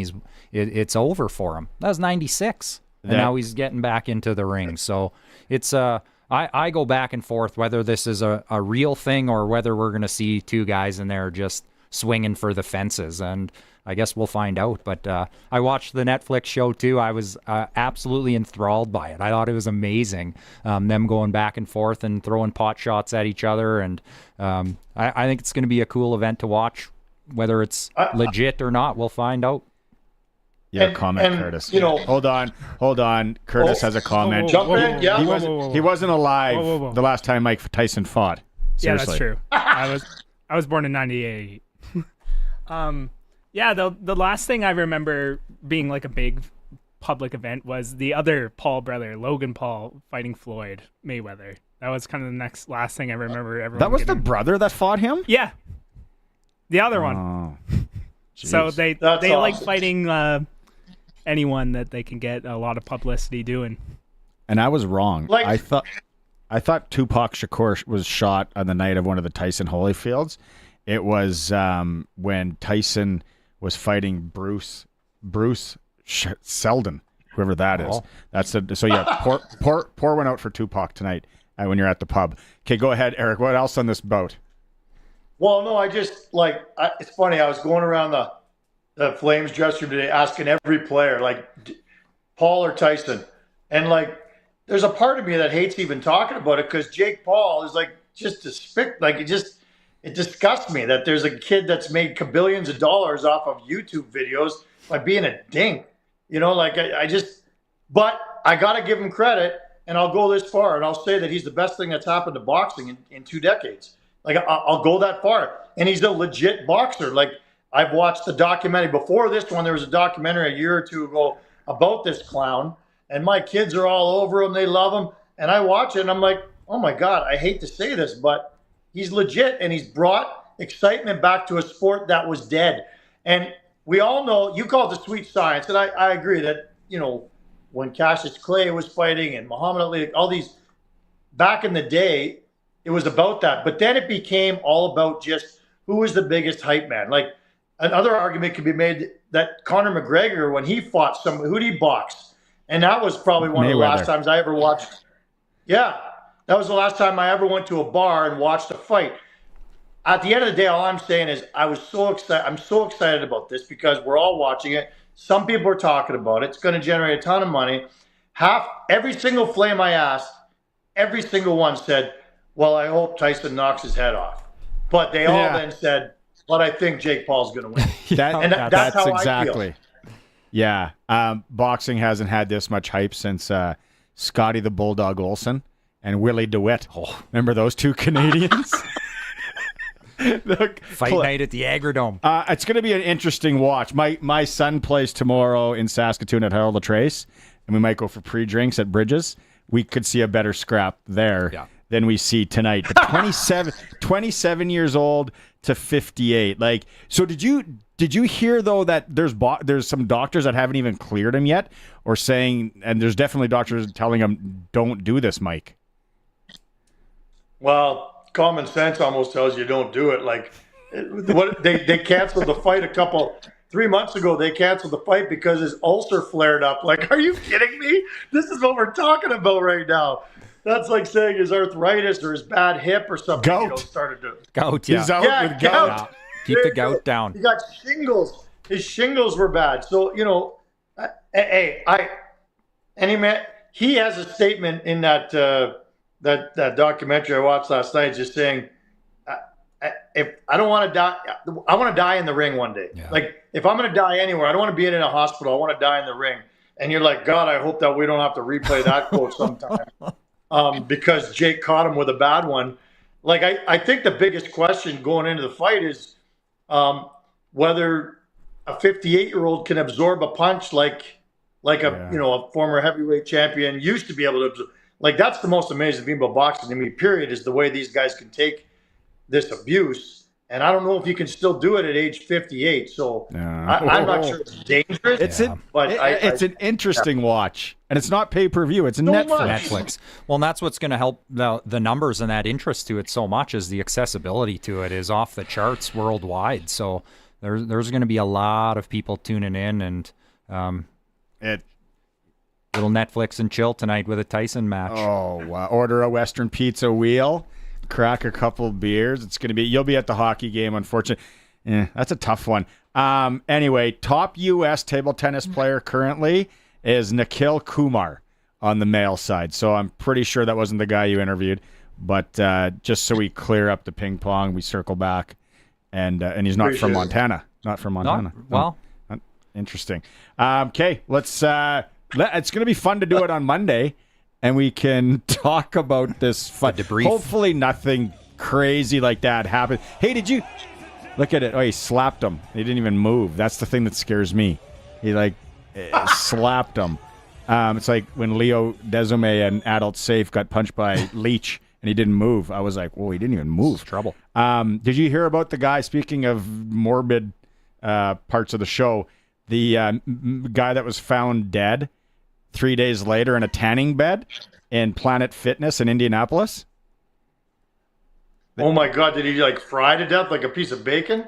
They couldn't find him, and then 3 days later they find him. We're not sure on that, but possibly some other things. But yeah, they couldn't find him, so then they went and looked at the tanning. They couldn't understand what the smell was. And then I know, isn't it? Okay, so the next time you go to the gym to play tennis, check the tanning beds. We'll talk Monday, Eric. Cheers, boys. Yeah, thanks, enjoy Eric. the fight.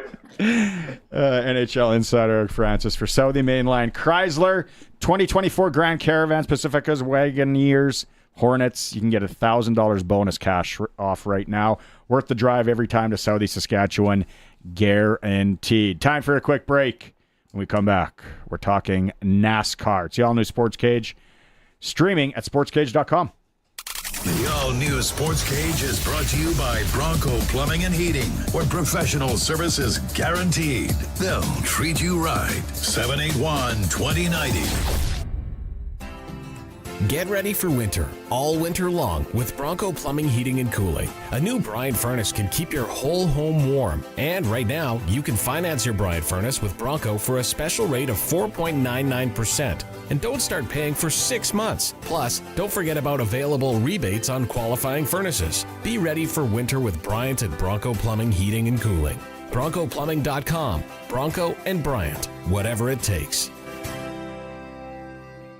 Nelson Homes is having a year-end blowout sale of select quick possession homes that you don't want to miss out on. Save up to $40,000 on in-stock show home and spec home RTMs. Available for quick possession and spring delivery. Find out more at their website, homes.nlc.ca, and click Quick Possessions on the top banner. And for general information, call 1-800-661-6534. Nelson Homes, trusted quality and service since 1949.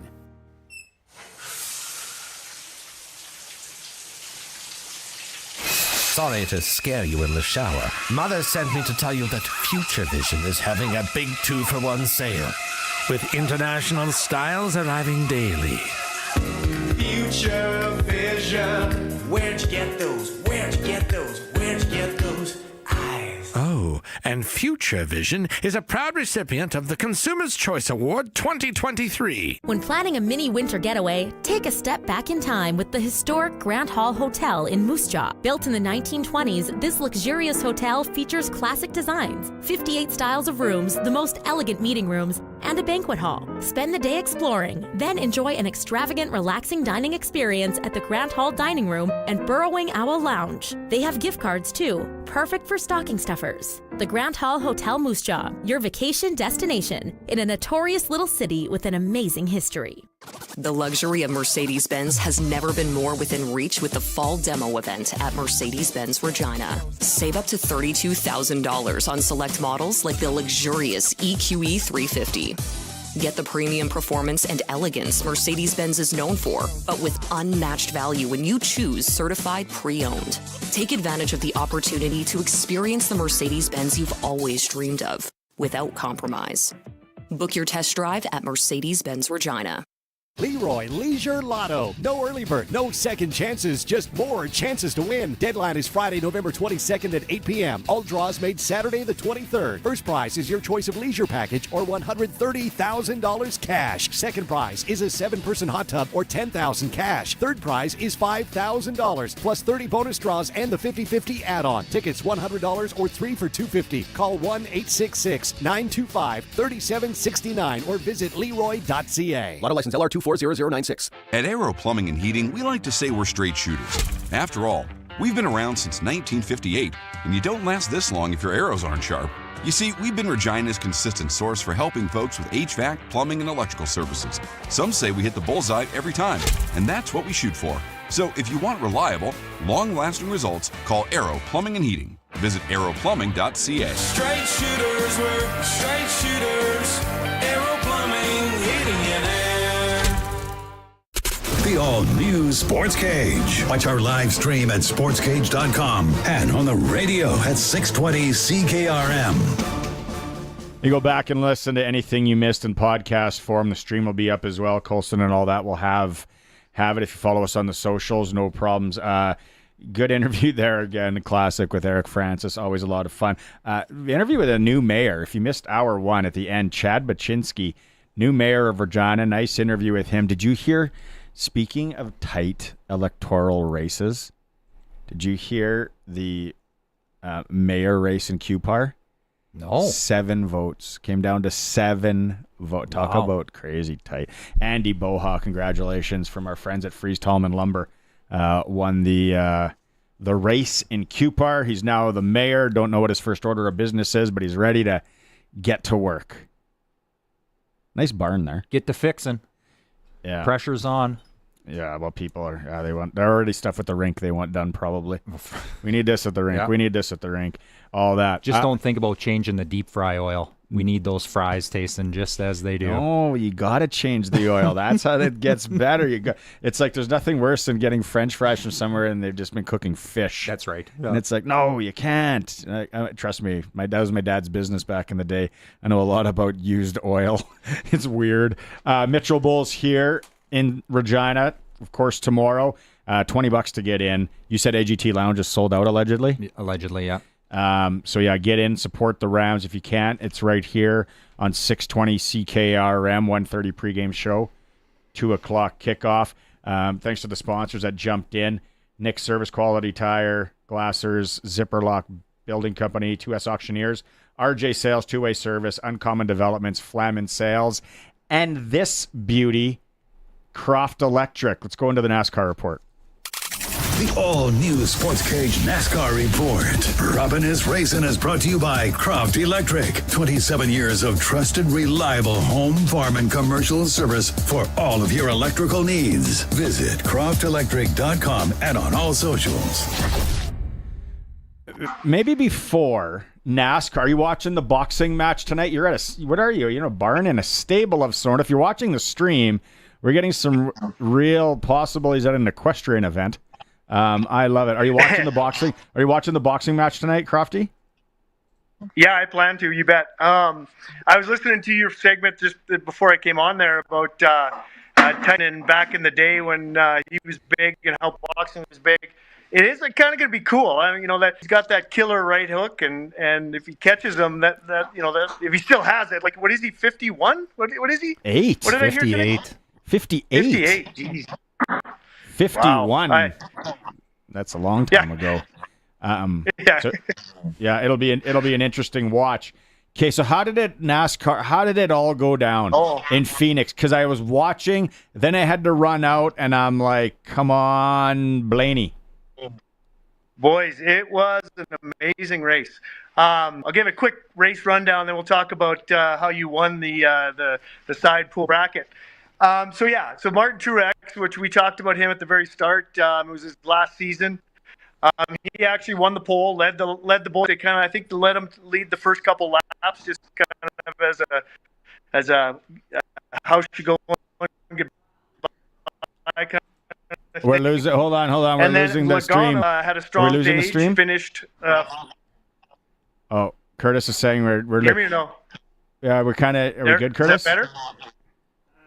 Okay, you know what, Crofty? Colson's gonna call you quick. We're gonna call you. We're gonna get you on the phone. Okay, just do this. You don't watch NASCAR, do you? No, but I have a feeling I'm gonna get into it within the next 5 minutes. Yeah, and this was the last stop, and it's Phoenix. Wouldn't that be an awesome Sportscage trip next year? Get people to load up, go to the final race. It's down in like that Florence area. Who cares where you stay? Bus to there. Get everyone there. But golf, obviously. No more hockey. Maybe the ASU team's playing. Yeah. Basketball. There's unreal. So much to do in the Valley. Any idea what it holds there? What kind of attendance would we be looking at? Because I know they don't do these on the small scale anywhere. So it'd be an amazing event to go and take in and here, let's just look it up. It capacity Phoenix Raceway. Oh man, it's huge. But it's like a full weekend event, and everyone that's out there that listens or that follows NASCAR, you're like, yeah, it's a full weekend. I don't know that. I'm not seeing the capacity here, but it's got to be, 50, 60,000? Colson, do you see it? No, 42,000. Yeah. Private. There's a private boxing. Then you get into down near the pits and all that's supposed to be super loud. I think it is a great idea for the sports trip. Can we take a break and then bring them? Okay, we're going to take a quick break, then we're going to go NASCAR with Crofty here. So technical difficulties. It is live radio. It's a lot of fun and live streaming at sportscage.com. Water heater and water softener rentals are now available at Bronco Plumbing, Heating, and Cooling. Instead of paying big money up front, you can rent a water heater and water softener directly from Bronco without the worry or hassle. They have a long history of renting water heaters and water softeners, and they're maintenance-free. Bronco comes and does all that for you. Saskatchewan's best water heater rentals are from Bronco. Call 306-781-2090. Professional, courteous service. BroncoPlumbing.com. Okay, roll camera. And action. I want to suck your blood. Cut! No. That wasn't real enough. What else do you want from me? You were fine. It was you. Your scream just wasn't believable. Well, give me some motivation. You can no longer go to Glassers TV, your SaskTel authorized dealer, or get SaskTel wireless internet. Perfect. Roll camera. Contact Glassers TV, your SaskTel authorized dealer in Moosomin today. The Dark Hall Presents series is proud to present JJ Voss and Friends Saturday, November 23rd, featuring Megan Kelly and special guest Dean Cush of Faster Gun. Don't miss JJ Voss. And all I know is I wanna go home. All I know is I wanna go home. Tickets at the Dark Hall box office and at darkhall.ca. SCMA legend and legacy award-winning Faster Guns Dean Cush. Yeah, you're back again. SCMA multi-award winner JJ Voss. I'm playing for keeps. I'm looking for you. JJ Voss, Saturday, November 23rd at Dark Hall in Regina, featuring Megan Kelly and special guest Dean Cush, part of the Dark Hall Presents series. I'm playing for keeps. Hun, I'm starving. What do we have to eat? Avoid the annoyed. Western pizza. I really don't feel like cooking today. Avoid the annoyed. Western pizza.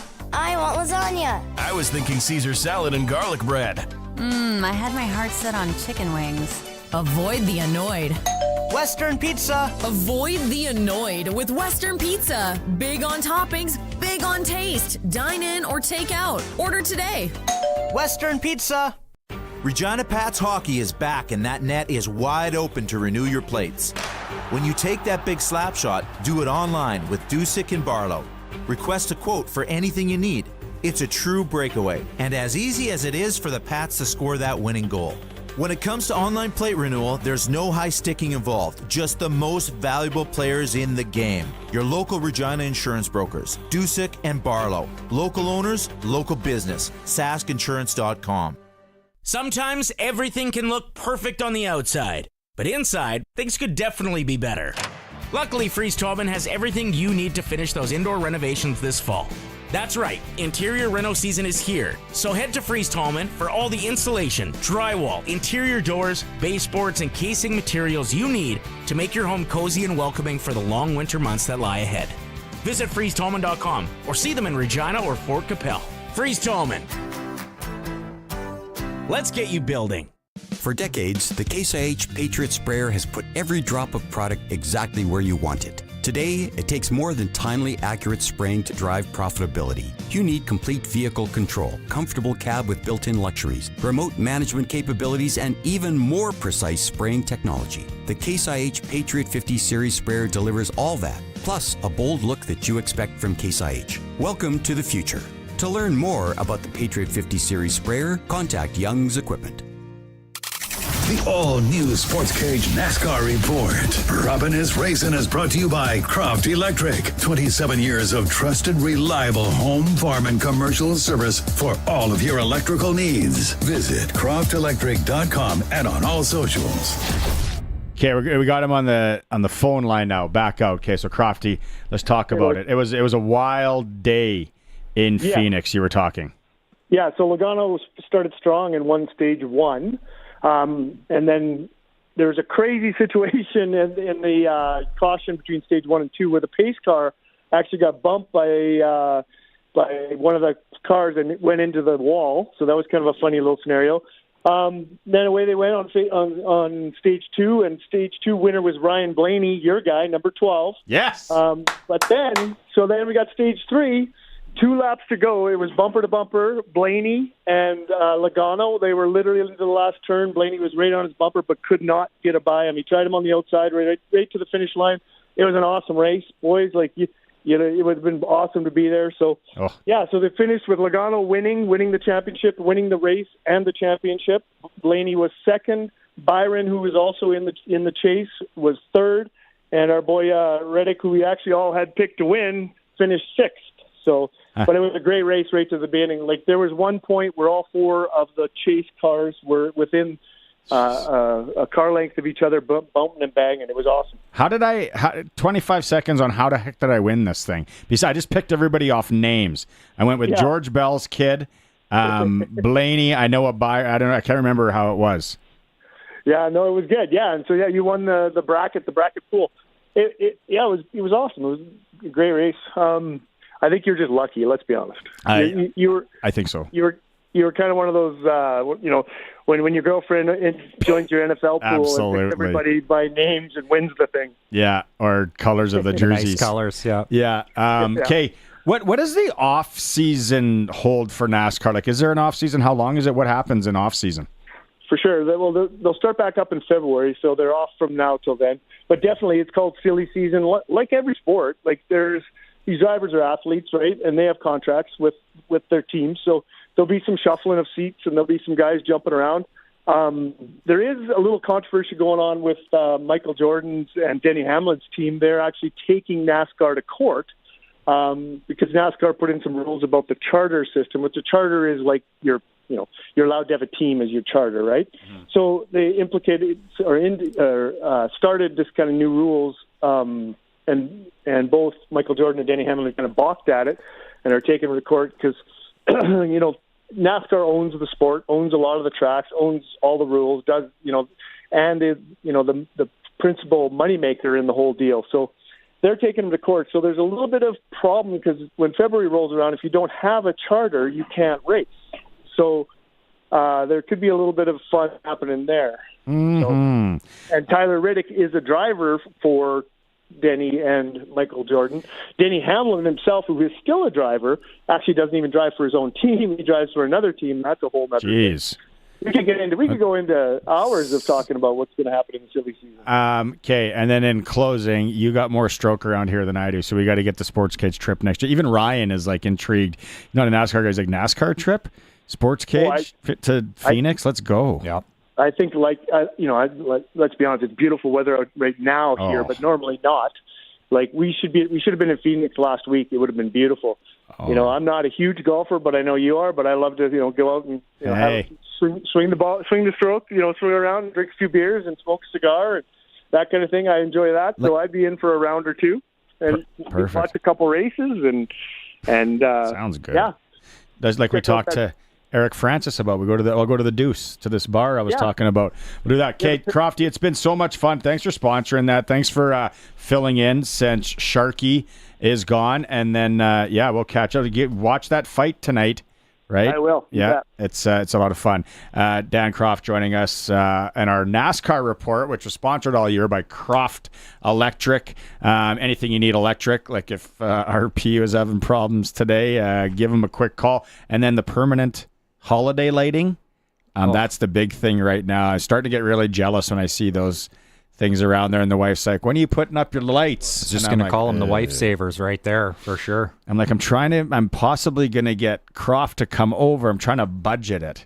It's really coming down to, what sticks the kids use for the rest of the year. Two options. You're going to wait for Crofty to come by, or we'll wait till there's 3 feet of snow and it's 60K winds. And The worst. It is the all-new Sports Cage. Coming up, we're going to go out to the Grey Cup and talk with Farhan Lalji, watching the stream on sportscage.com. And as always, we're on the home of football, 620 CKRM. Discover the magic of handmade at Our Best to You, Regina's favorite fall marketplace. It's on now until Saturday at the International Trade Center. Explore 140 vendors showcasing beautiful home decor, jewelry, candles, fashion, and more. Shop Regina's own artisans like Buckle Up Bags by Nancy Logan and Red Door Maps by Jackie Foster. Find your next favorite thing at Our Best to You Handmade Market. Tickets at ourbesttoyou.com. Sask Energy keeps us warm during the coldest months of the year, but they don't stop there. The Sask Energy Share the Warmth program has collected nearly 1 million articles of clothing to help those in need. The program continues to provide those warm, fuzzy feelings through grants for food, clothing, shelter, and mental health services. To mark this milestone year, we are celebrating. Sask Energy is giving out a total of $100,000 to charities in honor of 30 years of sharing the warmth. The all-new Sportscage, the voice of the Regina Rams, is proud to present the U Sports National Semifinal, the 2024 Mitchell Bowl. Saturday, the Rams will take on the Laval Rouge et Or at Mosaic Stadium. The winner moves on to play for a national championship in the Vanier Cup. Our game day coverage starts with a pregame show at 1:30, kickoff at 2. Regina Rams football on the voice of local sports in Saskatchewan, 620 CKRM. You've been waiting. Black Friday savings are on now at the Wireless Age, your SaskTel authorized dealer. Save on your favorite devices with the lowest prices of the year. Save on SaskTel wireless plans with special offers for new and upgrading customers and bonus data. And save on accessories and device protection plans. On for a limited time, act fast. Shop in store or beat the line with curbside pickup or free Sask-wide shipping. Get the device you've been waiting for. See thewirelessage.com for details. Your SaskTel authorized dealer. Nelson Homes is having a year-end blowout sale of select quick possession homes that you don't want to miss out on. Save up to $40,000 on in-stock show home and spec home RTMs. Available for quick possession and spring delivery. Find out more at their website, homes.nlc.ca, and click Quick Possessions on the top banner. And for general information, call 1-800-661-6534. Nelson Homes. Trusted quality and service since 1949. Grey Cup Sunday. The Winnipeg Blue Bombers will play the Toronto Argonauts for the 111th Grey Cup in Vancouver. The all-new Sportscage has the best game day coverage in the CFL. It all starts with countdown to kickoff at 1, the Grey Cup pregame show at 3, and kickoff at 5:30. Don't miss a minute of the action. The 2024 Grey Cup on the 620 CKRM Cooperators Rough Rider Radio Network. Full bore? What does that even mean? Like a full animal? I guess it's better than a half bore, especially if you're the bore. Or is it a full bore like every team's meeting? What's never a bore is driving on slick Saskatchewan winter roads. At least your local Cooper tire dealer carries Cooper Discoverer True North winter tires. Cooper Discoverer True North winter tires provide exceptional grip and traction in the snow and ice. See your local Cooper tire dealer for Cooper Discoverer True North winter tires. Bidding is now open for the timed online land auction for the Thompson family near Rush, Percy, Saskatchewan. Register to bid at macauctioncompany.com. Up for auction, 2 nice quarter sections of farmland in the arm of coalfields that produce good 2024 crops. Got land to sell? Call the Saskatchewan Land Auctioneers today. Bidding closes on the Thompson land this Tuesday, November 19th at 10 a.m. That's the timed online land auction for the Thompson family. Bidding closes November 19th at 10 a.m. It's here, the year-end clear-out sale. Check out this GM-certified pre-owned low-mileage 2024 GMC Terrain Elevation with all-wheel drive and heated seats and a sharp black wheel package. We have over 40 to choose from, starting from $31,995 plus taxes. Rates as low as 4.99% for 24 months OAC, and financing is available on all GM-certified pre-owned vehicles. Plus roadside assistance and a 150-plus point inspection. It's the year-end clear-out sale on certified pre-owned vehicles at the Capital Auto Mall on the corner of Pasqua and Rochdale in Regina. Stock number 245638. The all-new Sportscage. Watch our live stream at sportscage.com and on the radio at 620 CKRM. We're out on the Western Pizza guest hotline. I know I say it all the time that there's never been a better night for Western Pizza, but we got Tyson and Paul tonight. Order a pie, some ribs, chicken wings, watch boxing. We don't say that much anymore. It's boxing. Farhan Lalji joining us from TSN. Let's start there, Farhan. I know we want to get into the Grey Cup, but what do you think about this match tonight, this bout? Well, look, I mean, Tyson's pushing 60, right? Aren't there still a couple of tests he's supposed to pass today? Or they might even cancel the fight, which I can't imagine they would, given the dollars involved. But I'm not big on the whole Jake Paul phenomena and how he's kind of come in here and just graded a bunch of fights just to become a social media sensation. And look, I'm old. I'm Gen X. I get it, even though my son calls me a boomer. But look, he's 60 years old, and I know that he is in better shape than I am at 57. But I don't know how Tyson wins this fight. Do you? I want him to win. My action will probably go to Jake Paul. Really, Farhan, so you're a little bit older than me, but we're in the same realm. there's that 40, mid 40s where everything starts to become really hard and your lungs just don't take the oxygen. They're 2-minute rounds. I don't know how long he'll last, but I think it's for TV. Who knows what happens? Like you said, Netflix ain't going to let this cancel. There could be a Paul Tyson 2. Yeah, there could be, right? And 8 rounds of 2 minutes. And interesting that Netflix hasn't charged a subscription fee, like an additional fee to get this fight, right? It's just get a subscription and you get to watch it. And so I think it's going to work out for them just fine. Yeah, I was totally prepared to buy it too, and then my wife's like, "No, you don't have to buy it." I'm like, "Oh, perfect." What's going on in Vancouver? You've been to a lot of Grey Cups. It's there. You're at the convention center right now. Just Grey Cup as a whole. How are you rating this one in Vancouver? Well, look, in terms of the activation and what the Grey Cup committee has done to make this work, I rate it at the absolute top of the list. And, this is Grey Cup 22 for me now. This year, Sunday will be. But, having it in a place like Vancouver where weather is less of a factor, people are more likely to come out when it's cold. I think it kind of hurt on Wednesday night for their kickoff because it was raining. But the crowds for all the activities on Thursday were better. I expect them to be great again here. Today's a school day, and they've planned all of these field trips for these kids. This convention center is packed right now. So if you get outside, the weather's turned for the better yesterday and today. I think it's going to do well. And, I've said this before, that this committee, if you go back to February, they had everything in place, all the decisions made on all the activations, all the sponsorships. It was all there, done, and ready to go.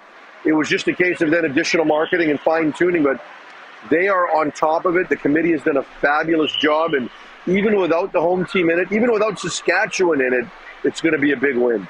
Do you think if Saskatchewan was there, it'd be sold out, or do you think there'd still be some? You think so? Well, look, I don't know about sold out, but it would be better, right?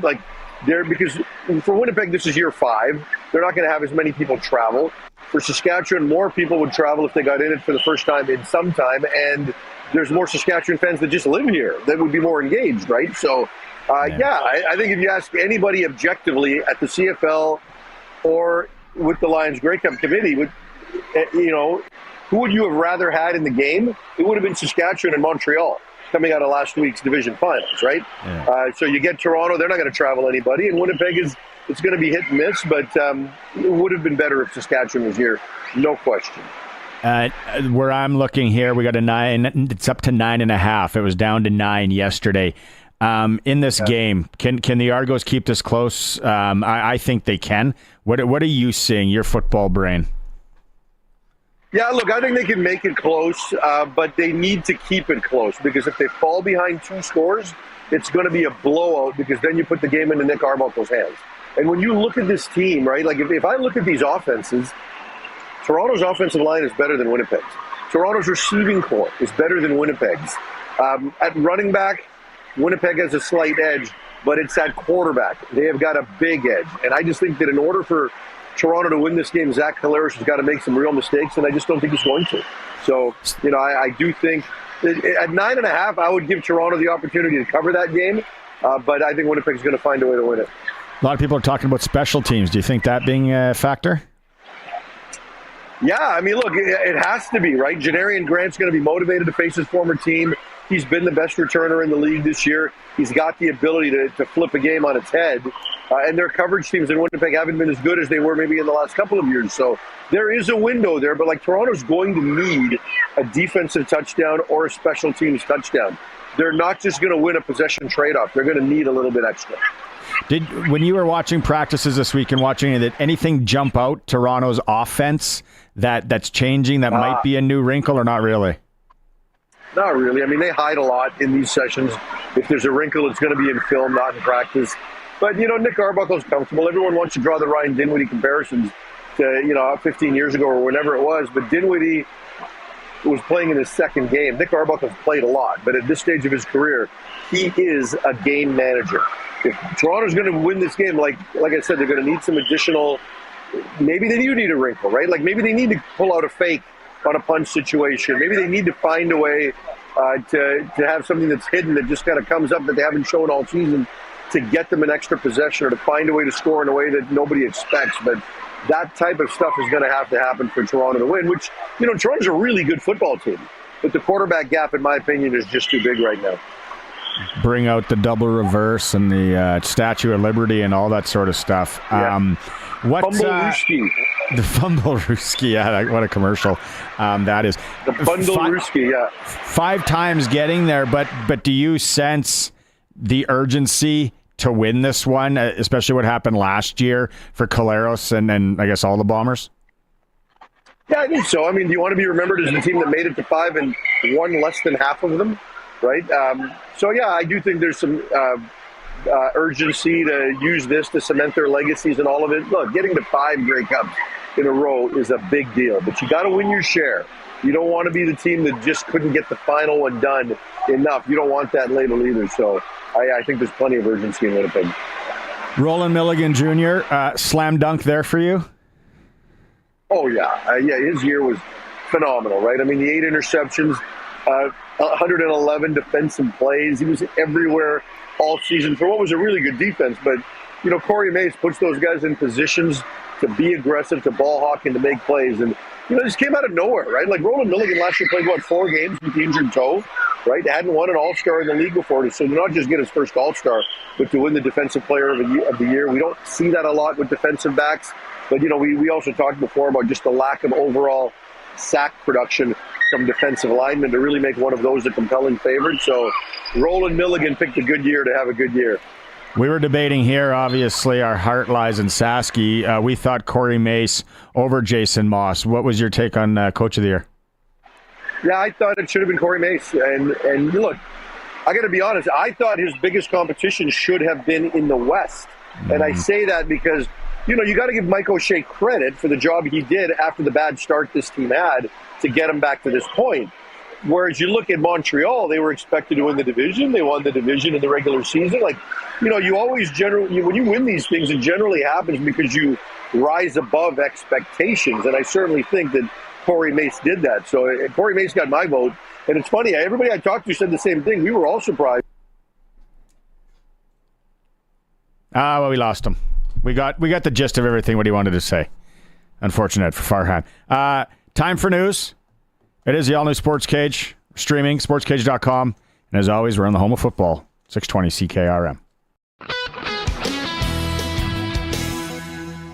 It's 5 o'clock. Good evening. It's mostly clear, and it's 5 degrees in Regina. I'm Corey Atkinson from the Harvard Media News Center with 620 CKRM News for Echo Sound and Fort Capel. Stay connected with the new cell phone from Echo Sound. Call 306-332-6711. Some 55,000 Canada Post workers have gone on strike after the union failed to reach a deal with the National Postal Service. The president of the Canadian Federation of Independent Business says small businesses will feel an immediate effect because invoices are sent through the mail system. He says this will likely lead to cash flow problems for small businesses that could potentially send some looking for costly alternatives. There was a rare occurrence in Wednesday's RM elections. It happened in the RM of Biggar, Division 5, where there was a 46-46 tie between incumbent councillor Greg Munt and challenger Kelsey Seidel. The RM of Biggar does not have its own election bylaw and follows the Local Government Elections Act. Under that act, in the event of a tie, both names are placed in a container and an independent person selects one name. Munt's name was selected and was named the winner. The RE for the RM of Biggar, Jean-Marie de Mozac, says that voters with concerns can contact her. We'll take a look at it and see if there's something that, we need to pursue. But, Chelsea signed off on it, and it was done according to the book. We don't make the rules. We just follow the rules. De Mozac says they asked 31 other RMs about their election procedures in the event of a tie vote. 22 of the respondents indicated that the RM used the Local Government Elections Act. Doctors in northern Saskatchewan have treated 27 cases of scurvy within the last 6 months. This brings to light the severe impact of food insecurity in the province's north. The Lac La Ronge Indian Band hired a doctor to chair an investigation into vitamin C deficiency among members and the wider community. Of 50 vitamin C blood tests, more than half were confirmed to be deficient, pointing to scurvy. Scurvy symptoms vary from fatigue and joint pain to hair changes, wounds not healing, and loss of teeth. And finally, Dwayne Johnson is an action hero in the new holiday adventure comedy Red One. He plays the head of North Pole Security who teams up with a bounty hunter, played by Chris Evans, when Santa is kidnapped. Johnson admits one part of the movie makes him misty. It's the speech that J.K. Simmons gives to me. J.K. is our Santa Claus. He gives this speech to me in the movie. It always makes me emotional every time I see it, which is he basically says, in this world today where there is so much noise and cynicism and finger pointing and blaming and shaming and things like that, that can be tiresome. It's our job to see the good in people. Red One is in theaters today. It's 5:03, and that was your 620 CKRM News. Read more stories from around your community and around the province at sasktoday.ca and 620ckrm.com. Your weather is next. Bidding is now open for the timed online land auction for the Thompson family near Rush, Percy, Saskatchewan. Register to bid at macauctioncompany.com. Up for auction, 2 nice quarter sections of farmland in the arm of coalfields that produce good 2024 crops. Got land to sell? Call the Saskatchewan Land Auctioneers today. Bidding closes on the Thompson land this Tuesday, November 19th at 10 a.m. That's a timed online land auction for the Thompson family. Bidding closes November 19th at 10 a.m. You are my sunshine, my only sunshine. You make me happy when... Uh-oh. There are some things that can get spoiled. A sunny day, maybe. Aw, and no umbrella or anything. And then there's Echo Sound, your SaskTel authorized dealer, where they have all the top-of-the-line smartphones with all the latest features. With such a wide selection and so many great plans, nothing can spoil it. Yay, rain! Echo Sound, your SaskTel authorized dealer in Fort Capel. EchoSound.ca. I'm Corey Atkinson with your 620 CKRM Precision Weather Forecast, brought to you by Linex Regina. Serious protection, killer looks, 1865 McCarra Street, and for Croft Electric. 27 years of trusted, reliable home, farm, and commercial service. For all electrical needs, croftelectric.com and all socials. Now, here's Precision Weather meteorologist Phil Spivak. Mostly cloudy sky takes hold again for tonight. We drop off to around -1. Then through the day on Saturday, it stays cloudy through the day and some flurries develop. There's a chance for a light accumulation. Minor amounts on the roads, noticeable coating at least, off of the roads. Temperature does get 2 or just above freezing. We'll look for a high near 1 and then slowly backs down, but only to -2 Saturday night. A little below freezing, but enough that any of that light snow, and by that point mostly flurries through Saturday night, still could produce a fresh coating in spots. The wind, not a big factor through Sunday. As Sunday clears back out to sunshine, the high 6. The wind will pick up, though, early week. Starting to pick up on Monday, a chance for some rain developing as we climb to 6 degrees, just like Sunday, but with a cloudy sky and the rain. And then Tuesday, the wind really gets howling. Temperatures drop. As they do, rain changes over to snow. There could be some accumulating snow for Tuesday afternoon, Tuesday night into Wednesday. With your 620 CKRM weather forecast, I'm Precision Weather meteorologist Phil Spivak. Across the province, in Saskatoon, it's -1. Swift Current is 8. Assiniboia 9. Broadview Moosomin 4. Yorkton Melville is 2. Estevan is 7. And Weyburn is also 7. At this hour in Moose Jaw, it's partly cloudy. Winds are from the northeast at 9, and it's 5 degrees. Regina is mostly clear. Winds are from the northeast at 6, and it's 5 degrees here as well. For more local news that matters to you, subscribe to the daily newsletter at sasktoday.ca. Croft Electric. You've probably heard of us because we've been around for over 27 years. We do commercial and residential work? Yes. We do permanent holiday lighting? Yes. We do cabins? Yes. And farms? Yes and yes. We're an authorized Generac generator dealer. We are a full-service electrical company with the experience and the people to service all of your electrical needs. We are Croft Electric. We will be here when you need us. Do it right, do it once. Follow us on all social and call 306-586-1333 to book. When you want the best for your truck, you want Line-X. Your truck has withstood the harshest elements Saskatchewan has thrown at it. Rocks, gravel, rain, sleet, and snow, and left with no chips, no rust. Line-X protective coating keeps your truck's bed liners, rocker panels, and bumpers looking like brand new. Don't settle for Brand X. Go with Line-X. It's serious protection. Come see why everybody loves taking their truck to Line-X Regina for their rocker panels, bumpers, and more. Line-X. Make your truck complete. 1865 McCarra Street. Broadcasting from Century Studios in downtown Regina, Harvard Media presents the all-new Sports Cage, where Saskatchewan comes to talk local sports. Brought to you by Nelson Homes, supplying home packages and RTMs for over 65 years. Be a part of the show. Call 1-866-767-0620 or text 306-936-6262. The all-new Sports Cage. Streaming at sportscage.com and on the radio at 620 CKRM. One more hour getting you into the weekend. It has been, if you've missed any of this one, of course the Eric Francis one was off the rails. So much fun. New mayor of Regina. We also talked to Chad Bachynski in hour one, Dave Thomas. The last hour here, standing by, we're going to talk to Rams legend Darryl Leason. We're going to talk boxing with Big G, former Gold Glover, about Tyson Jake Paul tonight. Senior hockey report is coming up, and the Blue Jays report. Around the area, hockey-wise tonight, Pats are in Brandon, Edmonton is in Saskatoon, Tri-Cities in PA. SJHL, it was worth the drive for Southie Mainline Chrysler. They say Flin Flon and Kindersley. Also, Battleford's Weyburn, LA welcoming Estevan, Melfort hosting Nipawin, and Melville travels in to Humboldt.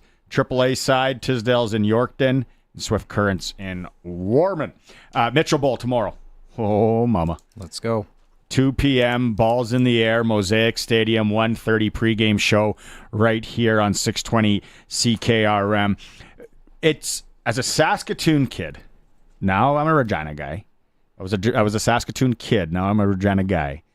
Man, I remember this guy going back, because you always would go. Gordie Howe Bowl was only like 6 blocks from Mom's house, so we'd sneak into the odd Hilltop game, and if they were playing the Regina Rams in the junior side, you were probably going to watch the Hilltops lose. Football games were still buzzing in the end zone, though. It was fantastic. We got him on thanks to our friend Craig Adam from Hudson Bay, Saskatchewan. He brings him on. Darryl Leason from Hudson Bay, Saskatchewan, joining us on the Western Pizza guest hotline. Darryl, I got to tell you, I know you don't want to hear it and all that. You're the legend. Right? Like when it comes to the Rams and everybody brings up the Rams, it's like, well, do you remember when Leason? Do you remember those days with Leason and all that? When you go back to your time with the Rams and more specifically that run to the Vanier Cup, like what do you remember about that? Yeah, well, thanks for having me. It's great to be here. That's a long time ago. It's not quite as good as it used to be, but anytime that you strap on the pads with your teammates and you make a bunch of memories and stuff like that. And our 2000 year was very similar probably to what the Rams are going through right now. We got on a little bit of a roll going into playoffs. We went into Calgary. We won a shootout. We kicked the ball through the end zone from the 15-yard line on the last play of the game to win that game. So we were riding high. We went into Winnipeg for the Hardy Cup. And it was a snow-covered field. I remember that. And it was a tight game back and forth. And we scored a touchdown with 8 seconds left on third down to win that game. So we were riding pretty high that year. What the fun back then in the day is the CIS used to book your flights for the playoff games and that. And I guess at some point throughout the year they had canceled the Rams tickets or whatever because they had written us off. So about 2-3 days after we just won the Hardy Cup in when we were back on a bus to Winnipeg, and we had to use the Bison's tickets to fly out to Halifax for the next game. What a jam right there. Are you kidding? Talk about no respect. It's all part of the journey, and it just added a little more fuel to the fire, I guess. For you, and I know there's obviously pressure across the board on this, but you went through so many junior national championships, right? And then you were at the UFC before. But was there still a lot of pressure carrying the weight, I guess, of this new organization, this smaller school to get to the Vanier? It's tough. And I think from a recruiting standpoint, it's tough for the smaller schools to maybe recruit the big name athletes and stuff like that. But once you get there and you put in the work with the coaches and everything, it's 12-on-12 football. You line them up and you say our 12 are just as good as your 12. And let's add them up after 4 quarters and see what happens, right? So The Rams will do fine in the playoff games here. They can compete with everybody. On a recruiting side, it's a little different story. But like I said, in the game, they can only put 12 guys on the field. You left after junior to UFC, then you came back. Why did you come back? Was it Frank? Was it the organization? Just the ties to Sasky?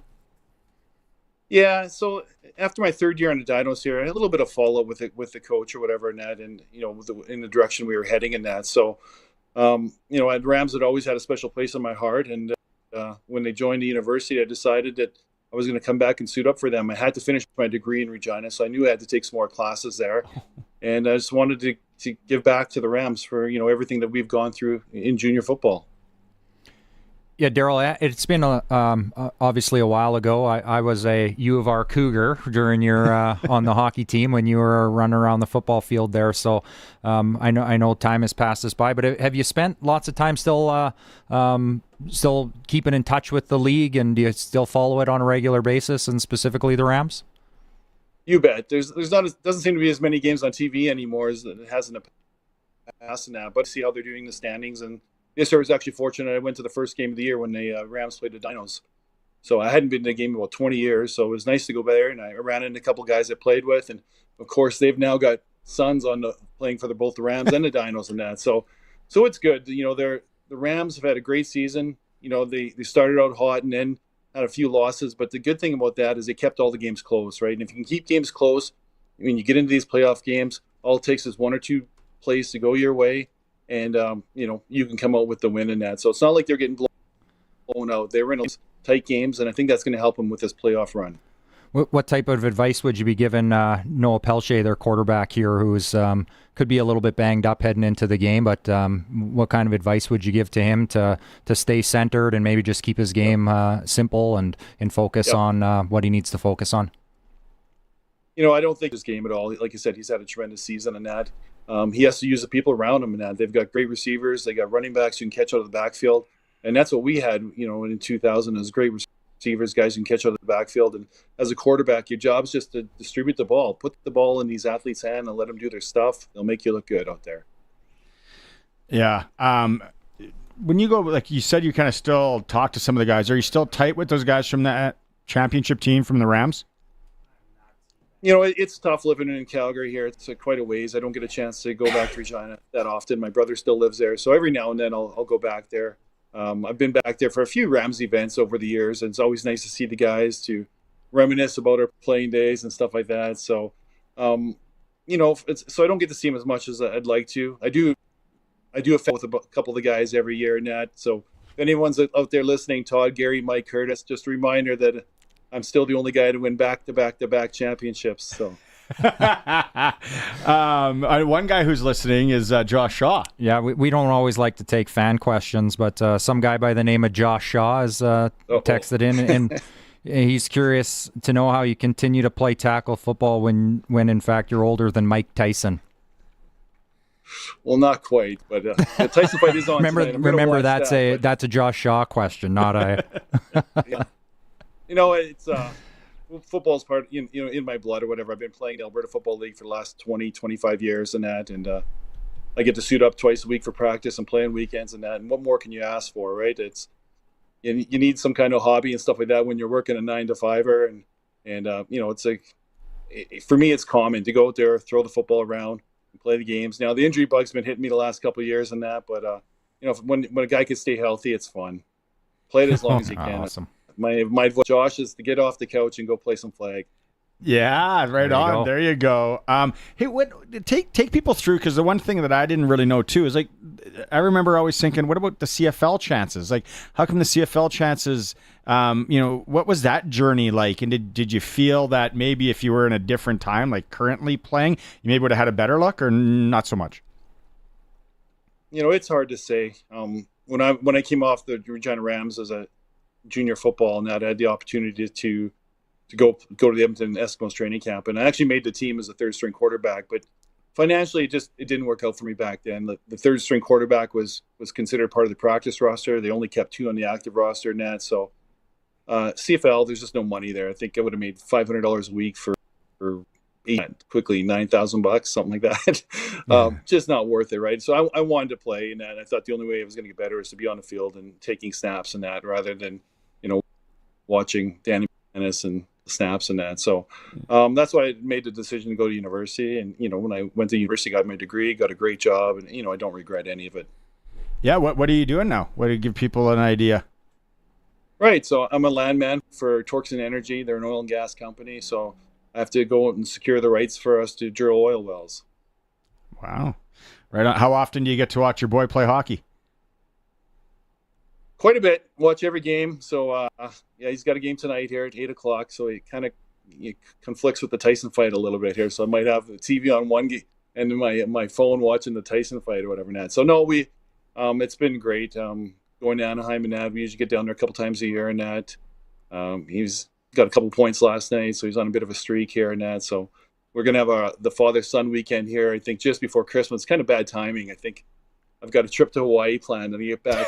I can't come back to Calgary because I land in Vancouver, and I got to jump on a different flight to go to Anaheim for this father-son weekend and that. So, it's fun. It's quite the experience. Yeah, awesome. What a ride it's been. So was he a football player as well, and did he at some point have to shift to hockey? He did. So he played 5 years of football and starts out as, I think it's called Tykes or whatever. It's kind of like 7-year-olds, 8-year-olds. So it's pretty neat watching those little guys getting their stance at that age and that. But he ended up playing 5 years, 2 years Pee Wee, and in his last 2 years of Pee Wee, won back-to-back provincial championships, I think. And he was pretty good. He was a quarterback as well. So his last year at Pee Wee, he threw 37 touchdown passes, only had 1 interception on the year. So not bad numbers. I wish I had those kind of numbers, but it came to a point where he had to make a decision, right? Football interfered with AAA hockey and that, and he kind of looked at it. And football's a short season, right? You start, early August when it's plus 25 out, and by the time you're done in November, it's minus 30 out, right? So, he chose hockey where he loves hockey, he loved football, but he can play hockey year round and that. So, I was there, supported him, whatever decision he wanted to make, it worked for me. So. Yeah, good decision. Just like you're selling your trips to Hawaii or, on that CFL salary are a little few and far between. When's the last time you've been to Hudson Bay? I went in the summertime. I usually go there once a year, usually twice a year, but my parents have been spending with their winters in Hawaii, so it makes it a little tougher. And I've got 3 little granddaughters now, and so it's hard to pack up everybody and go back to Hudson Bay for Christmas. But I usually get out there for about 2 weeks during the summertime, and we do some fishing, some golfing, ride the quads, all the fun stuff you don't get to do here in the city. Right on. Darryl, amazing. I know you're a busy guy. Totally appreciate you taking some time. And hey, this weekend, go Rams, right? You bet. I missed the first half of the Hardy Cup because of the time change last weekend. So, but I got to see the second half, which was the good half. They came back and won that game. So I'll have to I won't make the same mistake twice this weekend with the time change. Right on. Awesome. Okay. Thanks, Darryl. Again, let's talk again sometime. Thank you. Right on. Thanks, guys. Former U of R Ram, Darryl Leason. Lesser known that Hudson Bay is actually referred to as the Hawaii of Saskatchewan. Yes. Yes, it is. DeRocher's Hotel. If you squint, you can kind of picture an ocean in behind it. Let's talk boxing when we get back. This is the all-new Sports Cage, streaming at sportscage.com.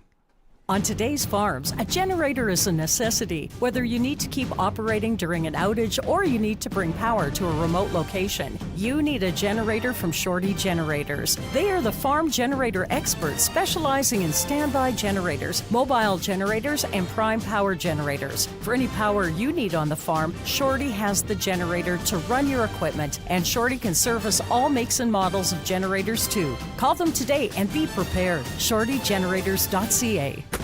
What a playoff run! The Regina Rams are champions of the 87th Hardy Cup after an exciting 19-14 win over their rival, the Saskatchewan Huskies. The University of Regina Rams will be hosting the Mitchell Bowl, the U Sports National semifinal football game this weekend at Mosaic Stadium. The Rams will kick off against Laval this Saturday at 2 p.m.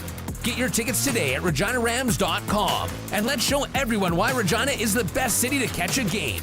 It's football time. Go Rams! Well, howdy, y'all. Wood Country Woody here. You ever been kissed by your mother-in-law? Brr, nothing chillier than that, except your house when the wind's out of the northwest. Fret not, my friend. It's John's Manville Insulation to the rescue from Wood Country. Insulation so good, even your mom-in-law will thaw a little. Get toasty, save money. John's Manville Insulation from Wood Country. Your home is your castle. In McLean, Estevan, and Tisdale. wood-country.com. The next item up for auction is entry to the Canadian Western Agribition. We'll open up the bidding at $25. $25. Who will give me 20? $20 bid, 20. Do I hear 10? $10 bid. Who will give me 10? $10. Who will give me $0? $0 bid. $0. Going once. $0 going twice. Sold for $0. Connexus members get free entry to the Canadian Western Agribition. Pick up your multi-day pass at any Connexus branch. Nelson Homes is having a year-end blowout sale of select quick possession homes that you don't want to miss out on. Save up to $40,000 on in-stock show home and spec home RTMs. Available for quick possession and spring delivery. Find out more at their website, homes.nlc.ca, and click Quick Possessions on the top banner. And for general information, call 1-800-661-6534. Nelson Homes. Trusted quality and service since 1949. No dugout in the pasture? You could move the cows or just put the water where the cows are. With a Keln Solar Livestock Watering System, you can put your pump pretty much anywhere without the cost of hooking up to the grid. If your cows are over here, put your Keln Solar Livestock Watering System over here. If they're over there, put it over there. If the cows are on the roof, you have weird cows. Learn more about the Keln Solar Livestock Watering System at kelnsolar.com. Keln Solar, we move water. Welcome back to the all-new Sports Cage. Get social with us. Follow us on X at Sports Cage. Watch our video stream at sportscage.com and always on the radio at 620 CKRM. If you're looking for something to do tonight and you're not in the maybe Weyburn area watching Battleford's in there, SJHL style, or Pats and Brandon up in Saskatoon, a lot of people are going to be watching the boxing match. If you're just tuning in, you don't know what we're talking about. Mike Tyson. There's a match tonight? It's a bout. 58 years old is boxing against Jake Paul, who's 27. It's on Netflix. It's on Netflix. But there's an undercard, too. Like, they're not going to be throwing them until, like, 9:30, maybe, 9-ish. Don't take my word. I'm sure there's like a handful of bouts. So I know there's another title match with the two women. So that's supposed to be legit. Yes. My Mrs. S messaged Western Pizza Night. Done. I wasn't in it. She heard it, and she's like, "I'm going to get Western Pizza."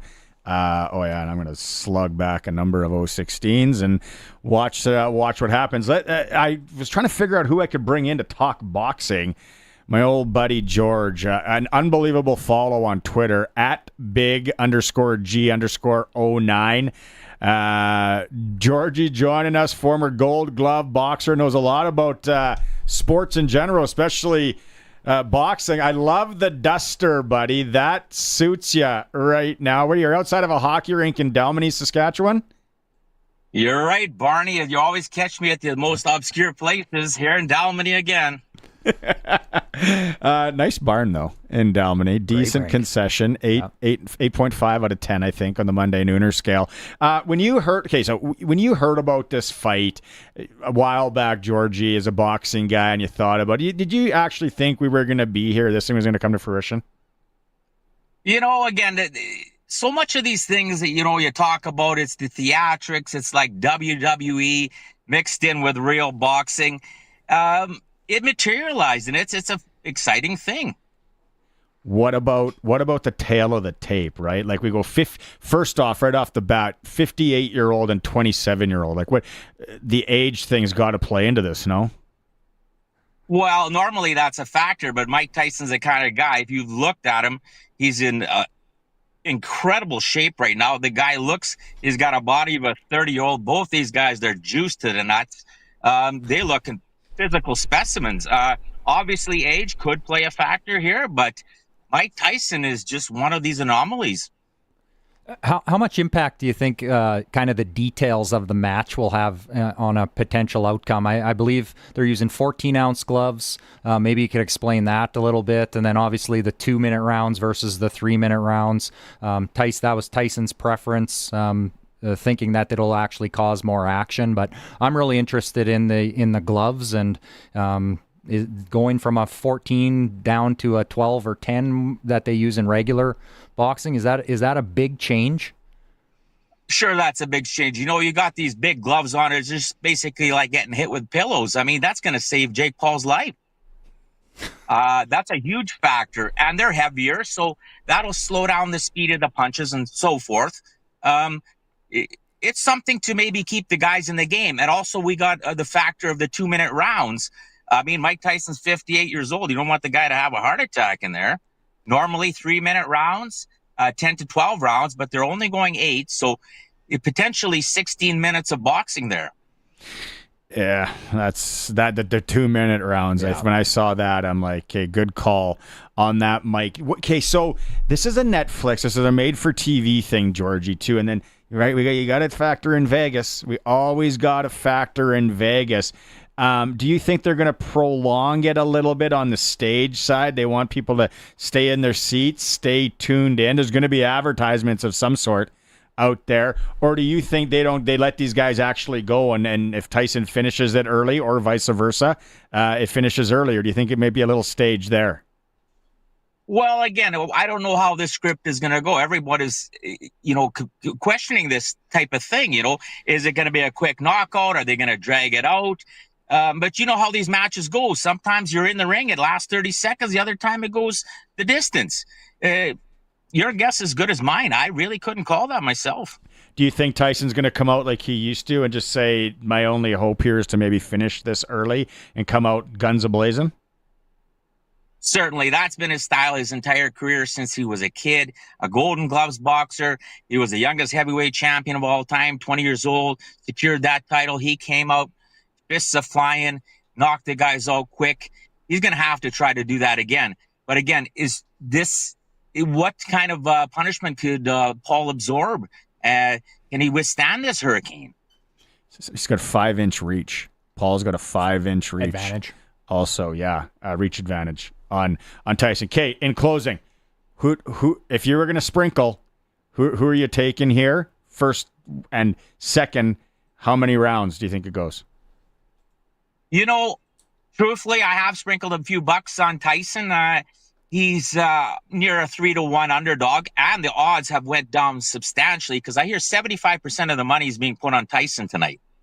So that's big in Vegas. They're going to lose their shirt if Tyson wins this fight. I anticipate Tyson knocking him out. I cannot see a very inexperienced boxer like Jake Paul. He only fought, these made-up opponents. He's actually fought only one boxer and lost.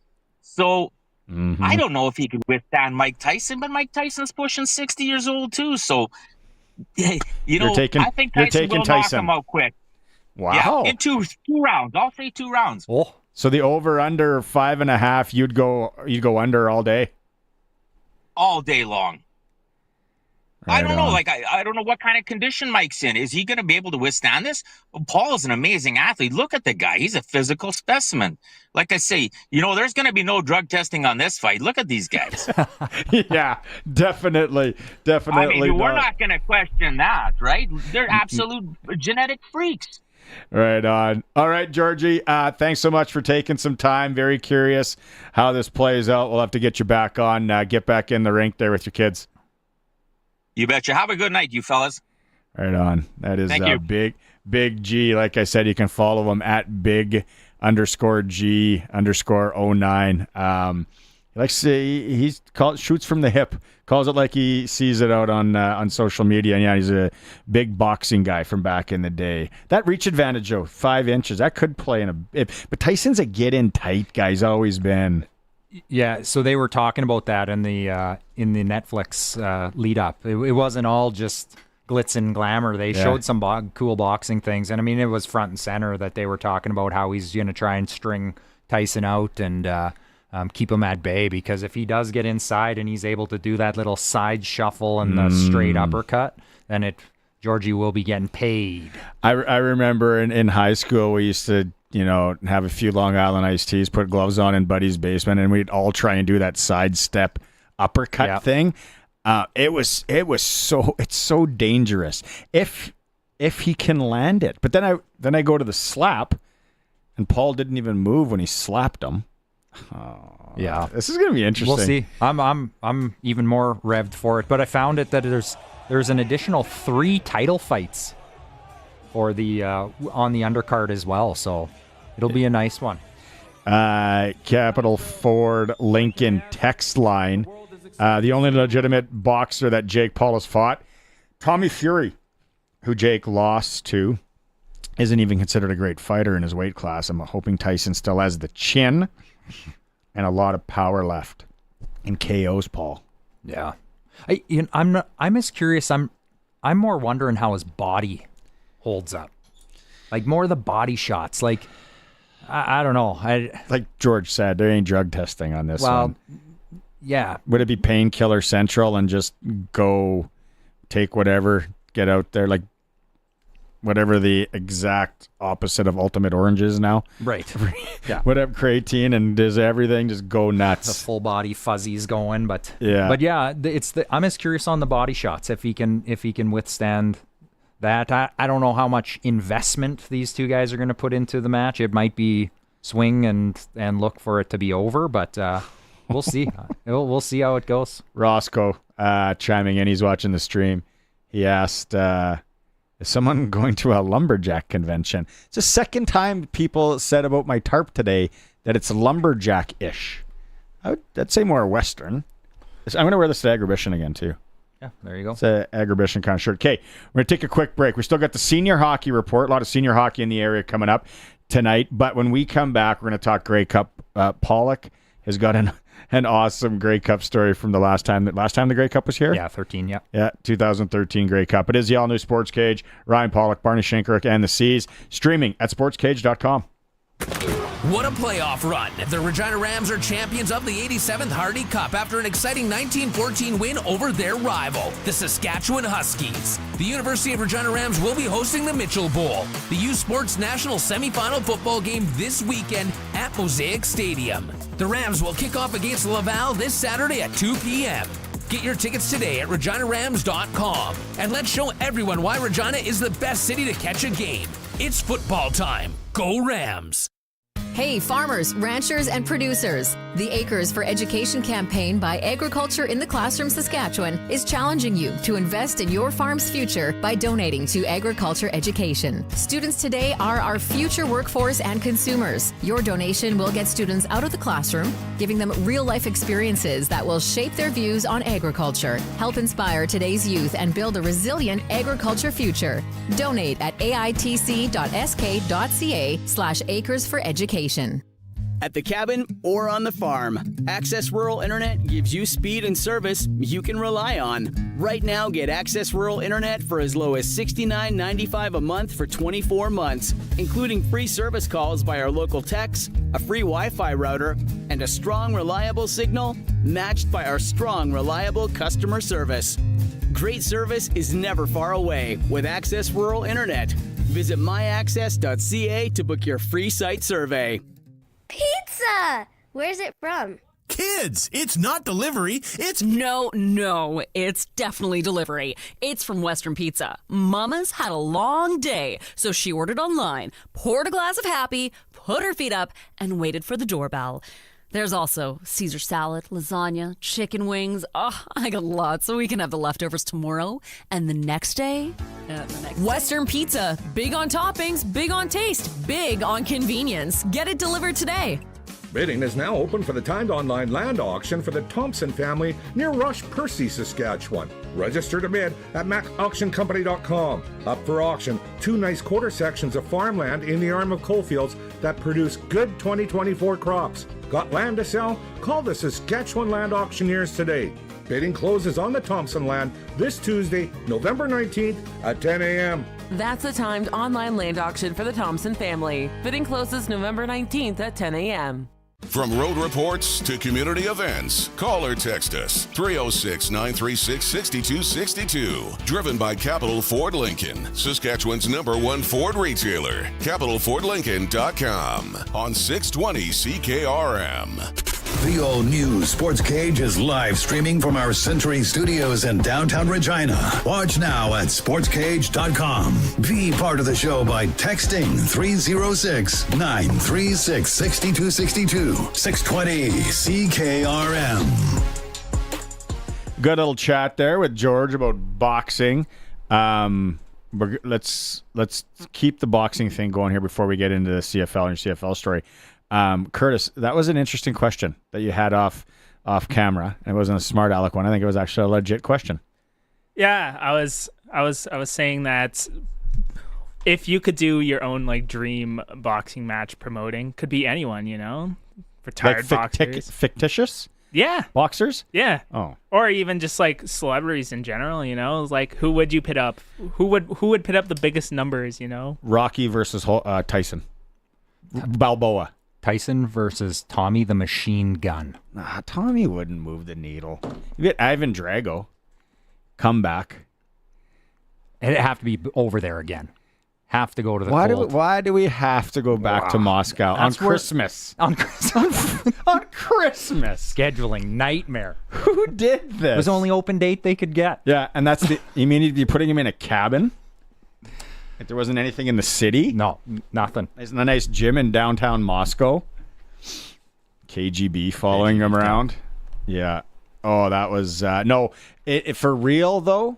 See, I'm at the demographic with you don't have anybody. There's no boxing in your demo, Curtis. But for us, it was Tyson Holyfield for sure. Then you watch. Have you ever watched the 30 for 30 Duran and who did No Moss with? The No Moss fight. Why am I drawing a blank here? There were some really good, like Mayweather was a boring boxer, but a legend. Never got hit. That's the thing, right? He was so Sugar Ray Leonard and Roberto Duran too. Yeah. That's an awesome watch because Duran wanted to just kill him. They throw. And he hated America, and he came in won, and he beat Sugar Ray Leonard fair and square. Then Sugar Ray was angry, and he wanted a rematch. And Duran moved basically to the States, went to New York, got fat, and then started training and couldn't knock the weight off. Yep.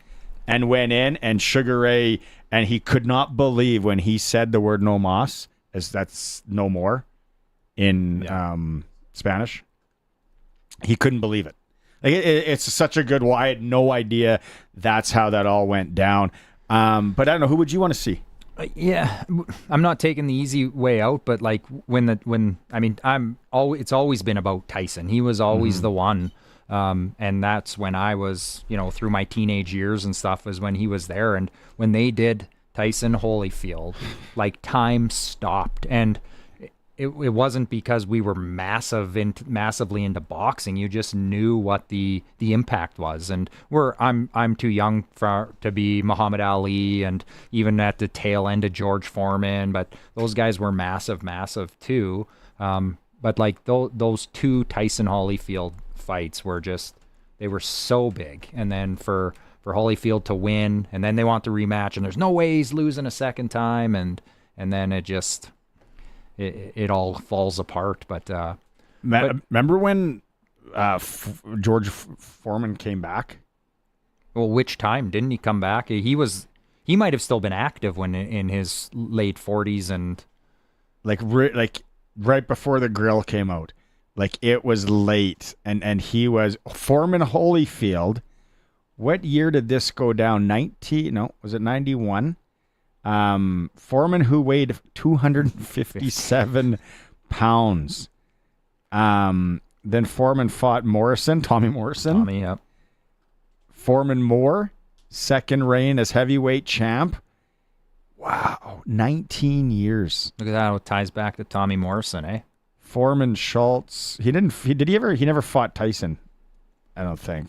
Yeah. But everyone talks about Muhammad Ali. Yeah. Again, we don't know. What I know about Muhammad Ali is from Coming to America and the guys in the barbershop talking about boxing. But the Holyfield Tyson. And then there was that Lennox Lewis because he had the Canada tie. Yeah. No disrespect to Scotty the Bulldog Olsen and Willie DeWitt, but Lennox Lewis, probably the greatest Canadian boxer of all time. And then, but do you remember where you were when you found out that Tyson lost to, was it Riddick Bowe in Tokyo? Was that Bowe or Buster Douglas? Buster Douglas, yeah, sorry. Buster Douglas. Riddick Bowe was actually good. Yeah. Yeah. Buster Douglas beat Mike Tyson. And like we didn't have the access to internet and everything back then. It was like, no, he didn't. Yeah, you know, calling up, you know, listening to the AM radio about it. There's a good, even regardless of the match, it's worthwhile watching the Netflix lead up, the 3 episode, because they talk about some of that stuff, and it's good. It's obviously like they all do, but it's well put together, and it talks about some of that and the impact on them, and yeah. Namer out in Kelowna. He didn't even catch the episode the other day when we talked so much Kelowna about possible expansion there. He's saying he wants Tyson to win as well. Okay, Grey Cups this weekend. Mitchell Bowls tomorrow. Grey Cup. Last night was the award show. Roland Milligan Jr. For sure. Yeah. Right? Like, there was never a doubt. The one we played this earlier in the show, but he talks about Coach Mace and why his defense was such a good fit for Roland. With Coach Mace, he gives Coach Bell the freedom to be who he is as a coach. And he gives us the freedom to be who we are as players.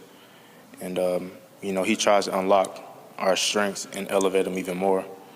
I've always been a ball guy, and he always, you know, week to week tells me, you have to figure out how are you going to get the ball this week. There's going to be different opportunities. You can't miss those opportunities because they're hard to come by. So Coach Mace, Coach Bell, they push me a lot mentally to lead, and then just to be who I am. He challenges me every week. Just be who you are, lead these guys. And be yourself. Don't try to be other guys. Don't try to make somebody else's plays. Your plays going to come to you. And then also go find you some plays to make too. Yeah, what a year he had. I'm surprised Coach Mace didn't win Coach of the Year, though. You? Yeah. But when you look at the whole kind of aura and feeling of the season, definitely. I think probably the thing that works against them is the 7-game winless streak. For people that aren't in the community and see the impact that he's had on this team, and you know, just if they're out east or whatever and just looking at records and looking at standings, and they probably see some of that and have those questions, but regardless, his impact on this organization in the past year has been amazing. You've been around a number of Grey Cups because you worked, you said, for the CFL as well. But you got to tell the 2013 before the game story. Yeah, so we're going out for intros for 2013, and if anyone out there recalls how the old stadium, Taylor Field, was set up, we went out the back door of our locker room and down the midfield tunnel, and I'm kind of leading the players out of the back door, getting them in line or in order for the intros, and as we're stepping out and I'm trying to get guys in line, that's where I found out that we were no longer coming out as individuals, that we were going to just run onto the field as a group, which everyone knows. But as we get going and get to the main hallway, there's three guys just kind of standing in the middle of the hallway, and I'm in work mode, and I'm barking, move out of the way, guys, we're coming through, get out of the way. And they're not moving, and we get right up on them, and I just kind of grab the one guy and two-hand push him right against the wall to move him out of the way. And as he spins around, it's Jacob Hogard of Headley, the halftime act that I have pinned against the concrete wall. So I just kept walking and moved on. But that's one of those situations you don't really forget. That's awesome. Capital Ford Lincoln text line. Going back to boxing, this is interesting, guys. Listen to this. Georgie Porgy, our boy, out in Pilot Butte, message in generational rematch. of Mike Cusick of Pontex and George Chuvalo. Both Canadians and local boxing heroes of yesteryear. Orville, a generational or something like that. Yeah, so anyways, that's what he says. Love it. Yeah, George Chuvalo. Forgot about him. It's tonight on Netflix. Tomorrow, Mitchell Bowl is on this radio station, 1:30 pregame show, 2 p.m. kickoff. We do have the Grey Cup here as well, 1 p.m. on Sunday. It starts kickoff at 5 p.m. We're going to talk senior hockey right away. See, you know how big that is in Saskatchewan. 114 teams this year. Holy. Not even provincials. Never got a single call.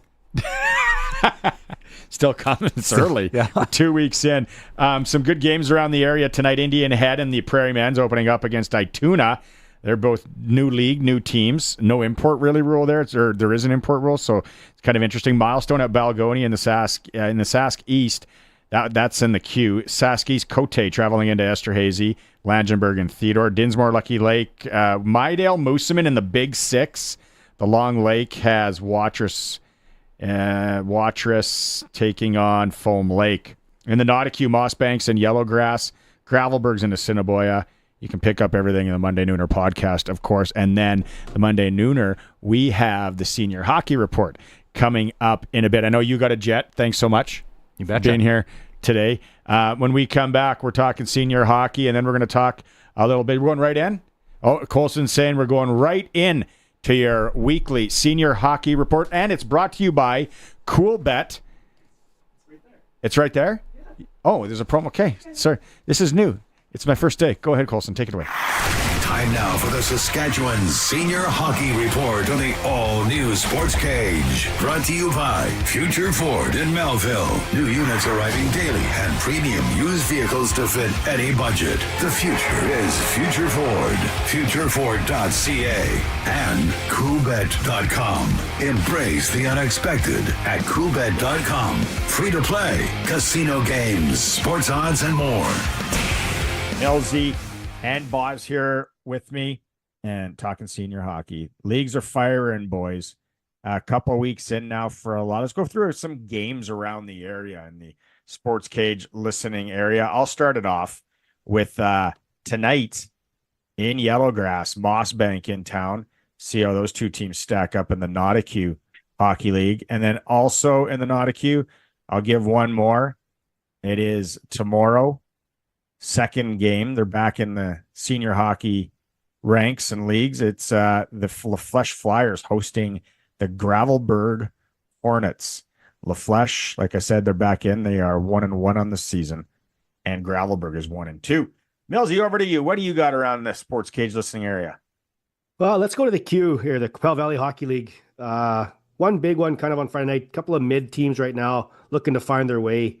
The Milestone Flyers travel into Balgonie to face the Bisons. And if you've been listening to the podcast, we talked about it last week and we just mentioned it here this week. The Bisons started out 2-0 last year and then went on a, Boz, correct me if I'm wrong, a 16-game losing streak. 20 games. This year they start 2-0. They lost their game Saturday night to be 2-1. Let's just see what they can do if they can break the curse on Saturday night against Milestone. That's the big one in the queue this weekend. Thanks, Millsy. Where do you want to go, boss? I'm going to go to the Big Six. Southeast Saskatchewan. Great league out there. Game of the week, game of the month, whatever you want to call it. Two undefeated teams on Friday night. Red vs. Rockets, number 2 ranked team in the province, according to the Monday Nooner Senior Hockey Top 10. They roll into Carlisle. Little date at 8 p.m. at the Carlisle Sports Arena. Carlisle's 1-0. Carlisle has added a lot of pieces, and Redvers is a wagon. So you got two of the best teams in the league, maybe two of the top 15 teams in the province. Friday night, going to be good at the Carlisle Arena, like I mentioned. All right, Millsy, maybe one more. What do you got, something in the Long Lake? I do. We got one game of note in the Long Lake. We got the Foam Lake Flyers, and again, we haven't heard much out of Foam Lake with the Flyers, but they're 1-0 on the year. Wadena was to have a game this past weekend, but it got postponed. So Foam Lake goes to Wadena for their home opener. That's my game of the week in the Long Lake. All right, fellas, let's get into the top 10. Week 2, top 10. Our honorable mentions were Assiniboia from the Nauticue, the Cote Selection from the Sask East, and Porcupine Plain Blues from Wheatland. Millsy, who was in at number 10? From the Twin Rivers, they're 3-0, the Allen Flames. 9 was the Lashburn Flyers out of the Sask-Elta. 8, the Kenaston Blizzard from the Sask Valley Hockey League. I just talked about them from the Long Lake Hockey League. Number 7, the Foam Lake Flyers. All right, we got next the Senior Clippers out of Kindersley Sask West Hockey League. Davidson Cyclones from the Valley, they are in at number 5. And I think this is their first time in the Nooner top 10, boys. From the Sask Valley, they beat a couple of top teams from last year, the Delisle Bruins. The Leroy, what number am I? 3? The Leroy Braves. Back with vengeance this year. Yeah, number 2 from the Big 6, the Redvers Rockets. And in at number 1, I am an alumni of these guys from the Coppell Valley. 3-0, the Raymore Rockets. That is a senior hockey report for CoolBet, coolbet.com, and Future Ford in Melville. You can see them at futureford.ca. Well, that's pretty much it. Ryan, thanks so much. Cease, thanks so much. When we come back, we're going to have the Blue Jay report, and then it's the weekend. It is the all-new Sports Cage on 620 CKRM. What a playoff run. The Regina Rams are champions of the 87th Hardy Cup after an exciting 1914 win over their rival, the Saskatchewan Huskies. The University of Regina Rams will be hosting the Mitchell Bowl, the U Sports National semifinal football game this weekend at Mosaic Stadium. The Rams will kick off against Laval this Saturday at 2 p.m. Get your tickets today at reginarams.com. And let's show everyone why Regina is the best city to catch a game. It's football time. Go Rams! At the cabin or on the farm, Access Rural Internet gives you speed and service you can rely on. Right now, get Access Rural Internet for as low as $69.95 a month for 24 months, including free service calls by our local techs, a free Wi-Fi router, and a strong, reliable signal matched by our strong, reliable customer service. Great service is never far away with Access Rural Internet. Visit myaccess.ca to book your free site survey. Grey Cup Sunday. The Winnipeg Blue Bombers will play the Toronto Argonauts for the 111th Grey Cup in Vancouver. The all-new Sports Cage has the best game day coverage in the CFL. It all starts with countdown to kickoff at 1, the Grey Cup pregame show at 3, and kickoff at 5:30. Don't miss a minute of the action. The 2024 Grey Cup on the 620 CKRM Cooperators Rough Rider Radio Network. Bidding is now open for the timed online land auction for the Thompson family near Rush, Percy, Saskatchewan. Register to bid at macauctioncompany.com. Up for auction, 2 nice quarter sections of farmland in the arm of coalfields that produce good 2024 crops. Got land to sell? Call the Saskatchewan Land Auctioneers today. Bidding closes on the Thompson land this Tuesday, November 19th at 10 a.m. That's a timed online land auction for the Thompson family. Bidding closes November 19th at 10 a.m. Husqvarna wants you to remember when you were a kid, watching Switchback in the nice warm house while your parents were outside shoveling snow. Make it quick, I'm watching Switchback. Well, now that you're the adult and shoveling snow is still a drag, get yourself a Husqvarna snowblower from the local team at Prairie Land Rentals. This is no big box store. You deal directly with the owner, who knows Husqvarna, and a guy who would always answer, make it quick, I'm watching Switchback. Prairie Land Rental, 600 Albert Street, prairielandrental.com. Your friends at Prairie Gun Traders in Avonlea have exactly what you need this fall. From muzzle loaders, rifles to shotguns, you are totally covered this hunting season. Plus, browse through their great selection of ammunition, optics, calls, trail cams, scents, knives, and more. The hunting store that has it all. At Prairie Gun Traders in Avonlea. You have a friend in the game. Main Street, Avonlea, or check out prairieguntraders.ca. Nelson Homes is having a year-end blowout sale of select quick possession homes that you don't want to miss out on. Save up to $40,000 on in-stock show home and spec home RTMs. Available for quick possession and spring delivery. Find out more at their website, homes.nlc.ca, and click Quick Possessions on the top banner. And for general information, call 1-800-661-6534. Nelson Homes, trusted quality and service since 1949. The all-new Sports Cage, the voice of the Regina Rams, is proud to present the U Sports National Semifinal, the 2024 Mitchell Bowl. Saturday, the Rams will take on the Laval Rouge et Or at Mosaic Stadium. The winner moves on to play for a national championship in the Vanier Cup. Our game day coverage starts with a pregame show at 1:30, kickoff at 2. Regina Rams football on the voice of local sports in Saskatchewan, 620 CKRM. Sometimes everything can look perfect on the outside, but inside, things could definitely be better. Luckily, Freeze Tobin has everything you need to finish those indoor renovations this fall.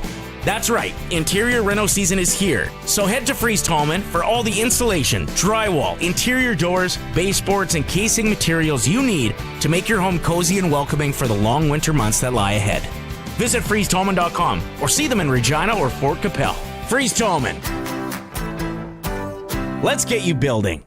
Be the reason Saskatchewan children have hope for a brighter future when you donate to Jim Pattison Children's Hospital Foundation. Support the Making Spirits Bright catalog at pattisonchildrens.ca. Your gift supports equipment, programming, and research, helping children and families across the province receive specialized care at Saskatchewan's only dedicated maternal and children's hospital. Double your donation thanks to a match by Thrive Wealth Management. Make a difference today by donating to Jim Pattison Children's Hospital Foundation at pattisonchildrens.ca. The all-new Sports Cage continues. You can watch our live stream at sportscage.com and always on the radio. Saskatchewan's voice for local sports, 620 CKRM. I'm Dave Thomas, and it's time for the Major League Baseball report for Short-E Generators. Keep the power in your hands with an automatic standby generator from Short-E Generators, the standby generator experts. Well, in this space, we usually talk about Blue Jays baseball, and well, that's where we're going to start right now, as the Jays are going to be making their biggest pitch of the offseason right around the corner. Yes, talking to the most sought-after free agent of the winter. Multiple reports indicate that the Blue Jays will meet with Juan Soto in his camp in California next week. Now, the Blue Jays will be the first team that Soto is going to meet with. Other teams scheduled to meet with him include the Boston Red Sox, New York Yankees, and New York Mets. Now, Soto, who is 26, is among the most accomplished young free agents to ever hit the open market in baseball. In 7 MLB seasons with the Nationals, Padres, and Yankees, Soto has 201 home runs, 160 career OPS plus, and that is the 8th highest among players that are 25 and under. Okay. Staying with the Blue Jays, the accolades continue to pile up for Vladimir Guerrero Jr. after his excellent play in 2024. On Thursday night, the Blue Jays first baseman was named to the All-MLB first team as the league's top performer at the position. Guerrero led all first basemen in wins above replacement and finished the year with 44 doubles, 30 home runs, and 103 RBIs. Finally, an apology to Montreal. Yes, for those Expo fans that had their hopes up, no, the Tampa Bay Rays will not be playing any games at Olympic Stadium this summer. The Tampa Bay Rays instead will play their 2025 home games at the New York Yankees' nearby spring training ballpark. Yeah, that's all amid uncertainty about the future of the hurricane-damaged Tropicana field, which they don't feel will be repaired in time for the season. And that's your baseball report. For Short-E Generators, keep the power in your hands with an automatic standby generator from Short-E Generators, the standby generator experts. It's 6 o'clock. Good evening. I'm Corey Atkinson from the Harvard Media News Center with 620 CKRM News. More than 100 people turned out in front of Regina City Hall in support of Palestine independence.